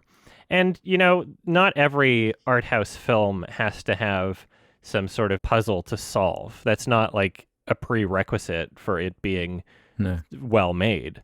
There are other aspects of the film that can come into play. And with, you know, something like a David Lynch movie where I don't feel like everything that's showing up in the film is going to give me the same level of satisfaction as a Charlie Kaufman movie. What he does well is like tone, right? He does the tone and the feel of the movie really well. And if that's what you're looking for and you really love that the tone of his films and the feeling and the sound design and the visual elements, then that could be a perfect movie for somebody, right? So really depends. Yeah. Well, a movie can be unique and bad still. You can find a movie bad and still acknowledge Hell it's yeah. being unique. Those are my favorite bad movies. Yeah. Exactly. Yeah. Give me I don't think it unique particularly matters, you know? I don't even look at a movie like an art house indie. I just watch it like as its own experience. Is and it if told in an sucks, interesting way? yeah, Is the story good? Are the characters good? Is the Yeah. visuals interesting? Is it showing me something new? You know, there's a lot of things to measure it. most films are just very average. So if there's something that stands out, Yeah, if it Regardless is if it's an unique, indie then it film. is Yeah. notable in some way inherently. Exactly. So that Yeah. does put it above certain things. you I know, would argue Yeah, most sure, films that's are a charm. bad, but most films that we could Most see in films a are bad. theater are probably closer to average than bad. okay. There's sure. a lot of films Yeah. that don't No, even yeah, get that that's far. Yeah, most films that are generally accessible. Like if you turn on Amazon Prime or Netflix and you scroll through, probably most of those movies are watchable. hmm Although on Netflix, I'm not too sure anymore. But Oh, really? I would say Amazon Prime has a lot of.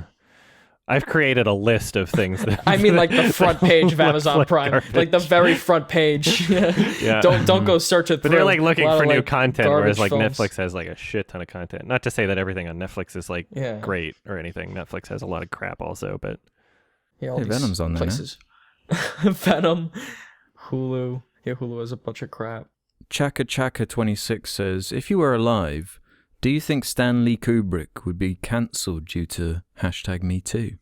if he made Lolita today, maybe. Yeah. Yeah. Or The Possibly. Shining.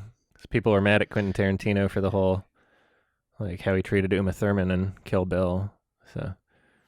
That's right, the whole car yeah, thing. he gets yeah. lots of criticism. hmm Yeah, he could be. He very well could be. Yeah, I'm sure like everyone from the 60s could probably be cancelled for something. Yeah. Andrew Ole has one. All of you are rather infrequent posters. What kind of pressure does that add to your uploads? I disagree. I upload videos every single fucking day across all of my channels. You upload probably a bit more frequently than Ralph and I. I upload But- frequently, but I take breaks. Yeah. I think I upload it I guess he pretty means more frequently. your kind of big Yeah. YMS reviews. Yeah, more so the- rather Yeah. the than, big I guess he's projects referring to that that, take- Adam. More than a day to make, so I can't post them every Yeah. day. Yeah. Yeah, it puts pressure on me because a lot of people just don't even fucking understand the effort that goes into it. But I think that the people that are a part of my fan base, like on my subreddit mostly, the people donating to my Patreon obviously see the work that goes into it. You look at all the fucking shit I did with the Kimba review. I live streamed all of that. Like you can literally see the work that goes into it. Like even like right now, people are like, you gotta like post the Lion King review. It's been forever, but it's like if you look at the perspective of just like the total amount of minutes that I've released of full YMS content this year has already surpassed the previous like 4 years. Like it's more than I've released last year and the year before and the year before, and I'm about to fucking double it. But there's always going to be people, no matter what I fucking do, that are gonna just be like, oh, you're not really working. Like, why are you playing a video game on your day off? Like, fucking. So, yeah, there's like nothing you can do about it. There's always going to be idiots. It literally doesn't even matter like what your content output is. And there's also people that literally just like, they see certain channels posting every single day and they don't understand. They don't understand the difference There's a between like difference, the videos, the quality, the effort, the research, the editing that goes into a video like that versus a video that takes longer to make. And they think like, well, how come they're posting every single fucking day and you're not? It's like, well, if you can't tell the difference it's an between assembly these two line, things, usually. then I can understand why you believe that. And there's this fear mongering among certain types of YouTubers too, where they believe if they don't upload for 1 or 2 days, then their channel will just be over. Mm-hmm. And, if that were the case, then, I mean, you probably don't even want the audience that you have, If Yeah, and I if think they're just going to that, jump ship if you don't upload for a couple of days. From what I've noticed, like the algorithm is pretty forgiving for channels that don't post as frequently. Like if there's a channel that like you've watched a lot of videos from and they don't upload for like 3 months, and then they do, like, it's more than likely it'll show up in your sub box or front page or whatever. In my case anyway. And always you can just turn on notifications if you really love a channel that much anyway. Yeah. I'll upload more frequently starting soon. You'll all see. But yeah, I haven't uploaded anything. You get what you deserve. You get what you fucking deserve. How about this one then from Rocket Salesman? This is a question for all three of you. The Academy Awards just announced that starting in 2024, Best Picture nominees will have to meet 2 out of 4 diversification categories to be considered. The categories are on screen, among the crew, at the studio, and training/advancement opportunities for underrepresented groups. For example, to meet the on-screen representation standard, a film must either have at least one lead character or a significant supporting character be from an underrepresented racial or ethnic group. At least 30% of secondary roles must be from 2 underrepresented I'm saying underrepresented so many times, groups, or the main storyline, themes, or narrative must be focused on said group. How do you think this would change or affect both representation in the industry and the quality of film? So I actually looked at the specifics for what those requirements are, and like on surface good. level, it's like kind of, people are obviously going to be like, Oscars going woke. I mean, they've been going woke for fucking forever without really doing it. That's their brand. Green Book, yay. So I don't know, what it appears to be is really requirements that like every single movie is already meeting anyway, where it's just like, oh, you have to have like, I thought it'd be like one stagehand from an underrepresented group or something, like somebody on the crew basically. The requirements are not really that high. What I wish would have happened though with them, releasing this, is for them to be a bit more specific. So if I'm thinking things like, okay, The Lighthouse, very small cast. I don't know how big their crew was. They've probably got some underrepresented minorities in the crew, and it's possible that they would just be fine with that alone. But then it's like, what if you're making an experimental movie where it's just like created by one person that did literally everything? It's just some white guy. Then it's like, okay, it's literally not possible to get Best Picture, I guess. Which is obviously an extreme example, but I wish they would be more specific with what they mean by underrepresented ethnic groups. So if you had a movie made in like Poland or something, does that not count because they're all white? Like if everybody that was filming the movie, they were all Polish people, or like a Hollywood movie? Does that mean Who Killed Captain Alex couldn't win? They could. Picture? They're all underrepresented. I mean, I'm assuming true. what they mean is like, like if your movie has all black people in it, I'm sure like it would be acceptable for Best Picture. I'm not even sure they're going to go through with a fine-tooth comb. Like, are they going to literally just find out the race of every single person that worked on the movie? Are they going to do that for Best Picture nominations? Like, I don't think so. I think this is all just platitudes. I think it's all just a bunch of say without really doing anything. Yeah, just to be surely like, once a production gets above a certain size, just the statistical likelihood of having a range would be increased. Right. Yeah. Like Adam said, most studio productions already have a diverse cast. Yeah, I don't think it changes And this is much. just kind of like an extra, it's kind of just like a gatekeeping like thing. Like I don't get really the point of it, but I guess it's I think fine. they're pretending to be progressive without really doing anything. Is what's happening, which is what the Oscars loves to do. Most studio films well, the people already are go by talking this. about the They have Oscars diverse for the first casts. time in a while. Yeah. Right. Yeah, exactly. Awesome. Green Book. We solved racism with Green Book. Please. All right, one more question.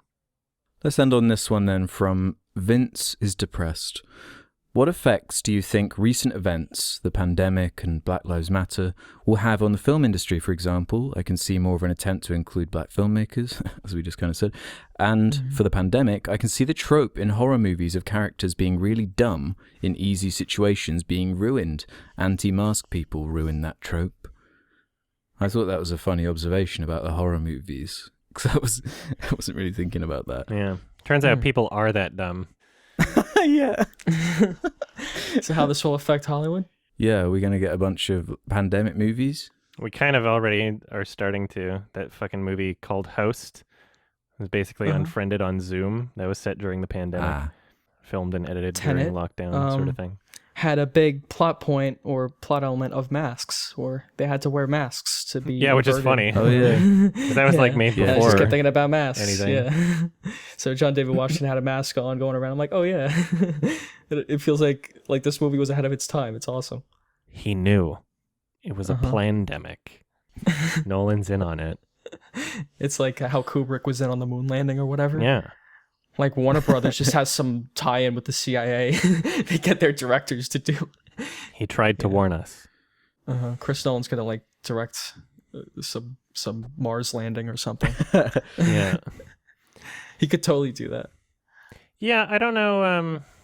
I mean, like, this is true for any sort of like greater social advancements or social ideas that have happened throughout history, right? So you might not see it all at once, but like there's obviously a lot more representation in films than there was 50 years ago, and that's a byproduct of real life social issues that have existed. So it would be weird to say that anything happening today wouldn't affect the film industry. Like, art imitates life and life imitates art. So Right. Yeah. pandemic specifically, what I'm expecting is there's going to be a lot of fucking bullshit movies that try to capture the whole pandemic thing. Like, there's people in Hollywood right now like thinking, how can we capitalize off of this? Contagion Like the whole 2. 2012 thing. that Oh whole no. that whole thing, Fuck that. yeah. Oh, it's gonna be awesome. Somebody bad. Roland Emmerich will come back. Oh God. Yeah. Probably, is he the most successful gay director? Probably is. Yeah. Like net worth, maybe? I don't know. But surely one of the biggest effects on the industry, it being COVID and the income that is being lost, I feel like something has to result from that, because what people are saying is still got another year or so of the minimum of worrying about this kind of stuff. So how can it go that long with this theatre kind of design, which is completely designed around sardining a bunch of people in a room? Yeah. It just doesn't make sense for our current climate. Government is really fucking up in every imaginable way. Governments all across the world, especially in the U.S. Yeah. Sorry, Ralph. But like, for you to bail out gigantic corporations for like no reason before citizens even get any kind of help, that was literally the first thing that happened, was just like, okay, we're going to bail out all these billionaire corporations. It's like, bail out the movie industry, right? Bail out the industries that are actually affected by this, right? I wouldn't be opposed to that, so that like by the end of this whole thing, like we still have the same services in society that we did beforehand. Movie industry and like restaurants and shit, like they actually need some restaurants sort of are really safety net, struggling. Yeah. right? So Like, these I wouldn't big be opposed studios to that. have a lot of money. I think they can afford to not release a movie for a year. But yeah, restaurants really suffer from that. Like, they need to have people come in. Yeah. I was more talking about like All this theater food they're industry getting. than movie industry Yeah. for bailouts. Yeah. I mean, even the theater industry, like all the food and concessions, that's how the theaters make money. And people aren't going to get as much food or eat in the theater because they have to wear masks. Well, it's hilarious. They expect So you that's to how they make wear a their mask, money. but That's all also, they do. you can eat shit. Just Yeah, take they're it like, off. okay, And you eat. can It's take it like, off. And I'm it like, doesn't make yeah, any sense when you put any logic to it. Yeah, the movie was so good. I was just focused on that. I didn't need food.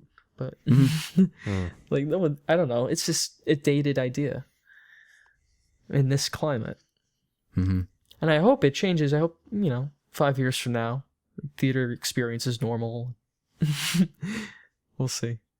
Yeah, I'd hope so, but I just don't even know. I don't even want to think about the future. I just want to wash over me. Let it wash over you. Yep. Uh-huh. I'm excited to see where things go. Give it until 2022.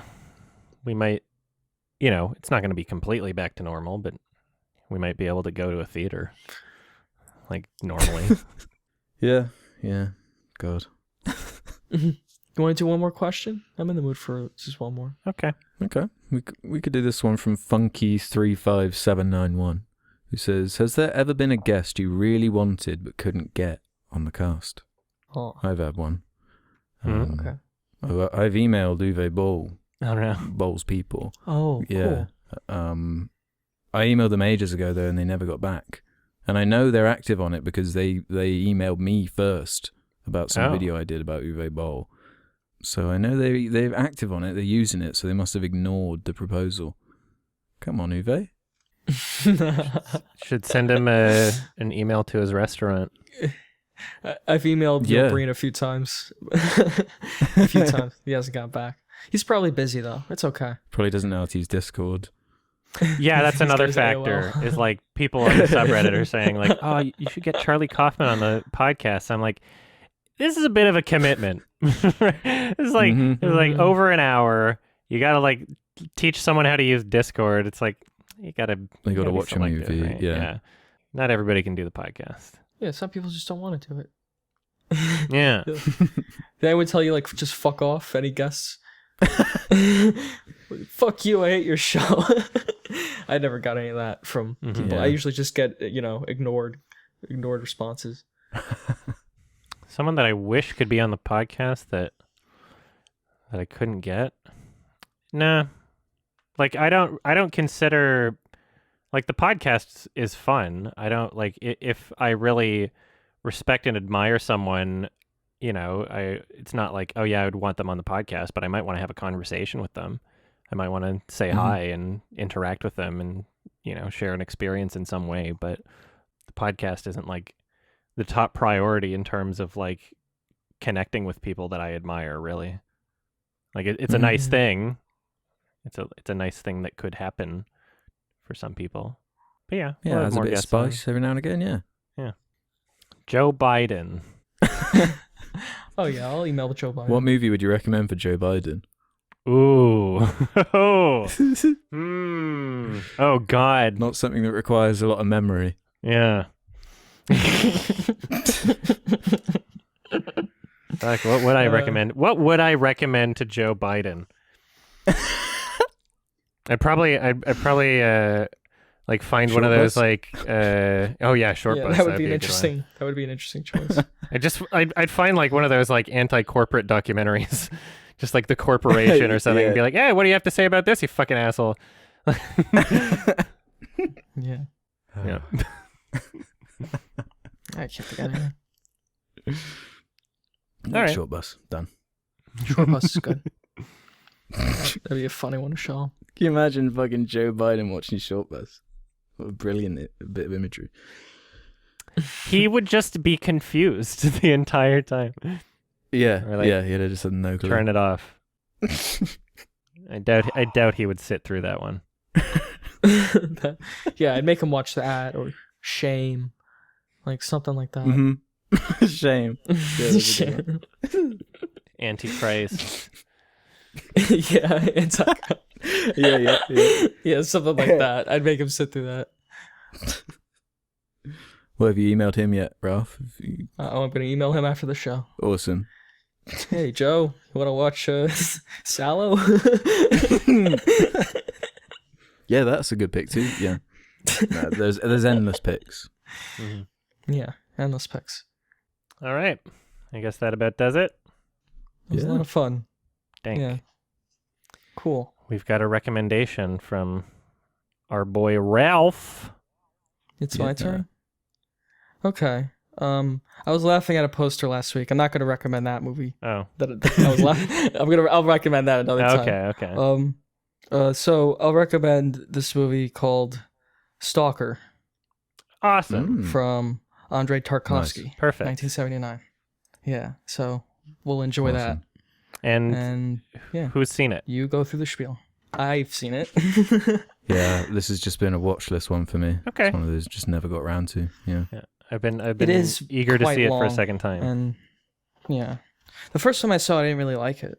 I think I posted about it on Sardonicast, like on the subreddit or something. Oh, have you seen I it was like, since your first watch?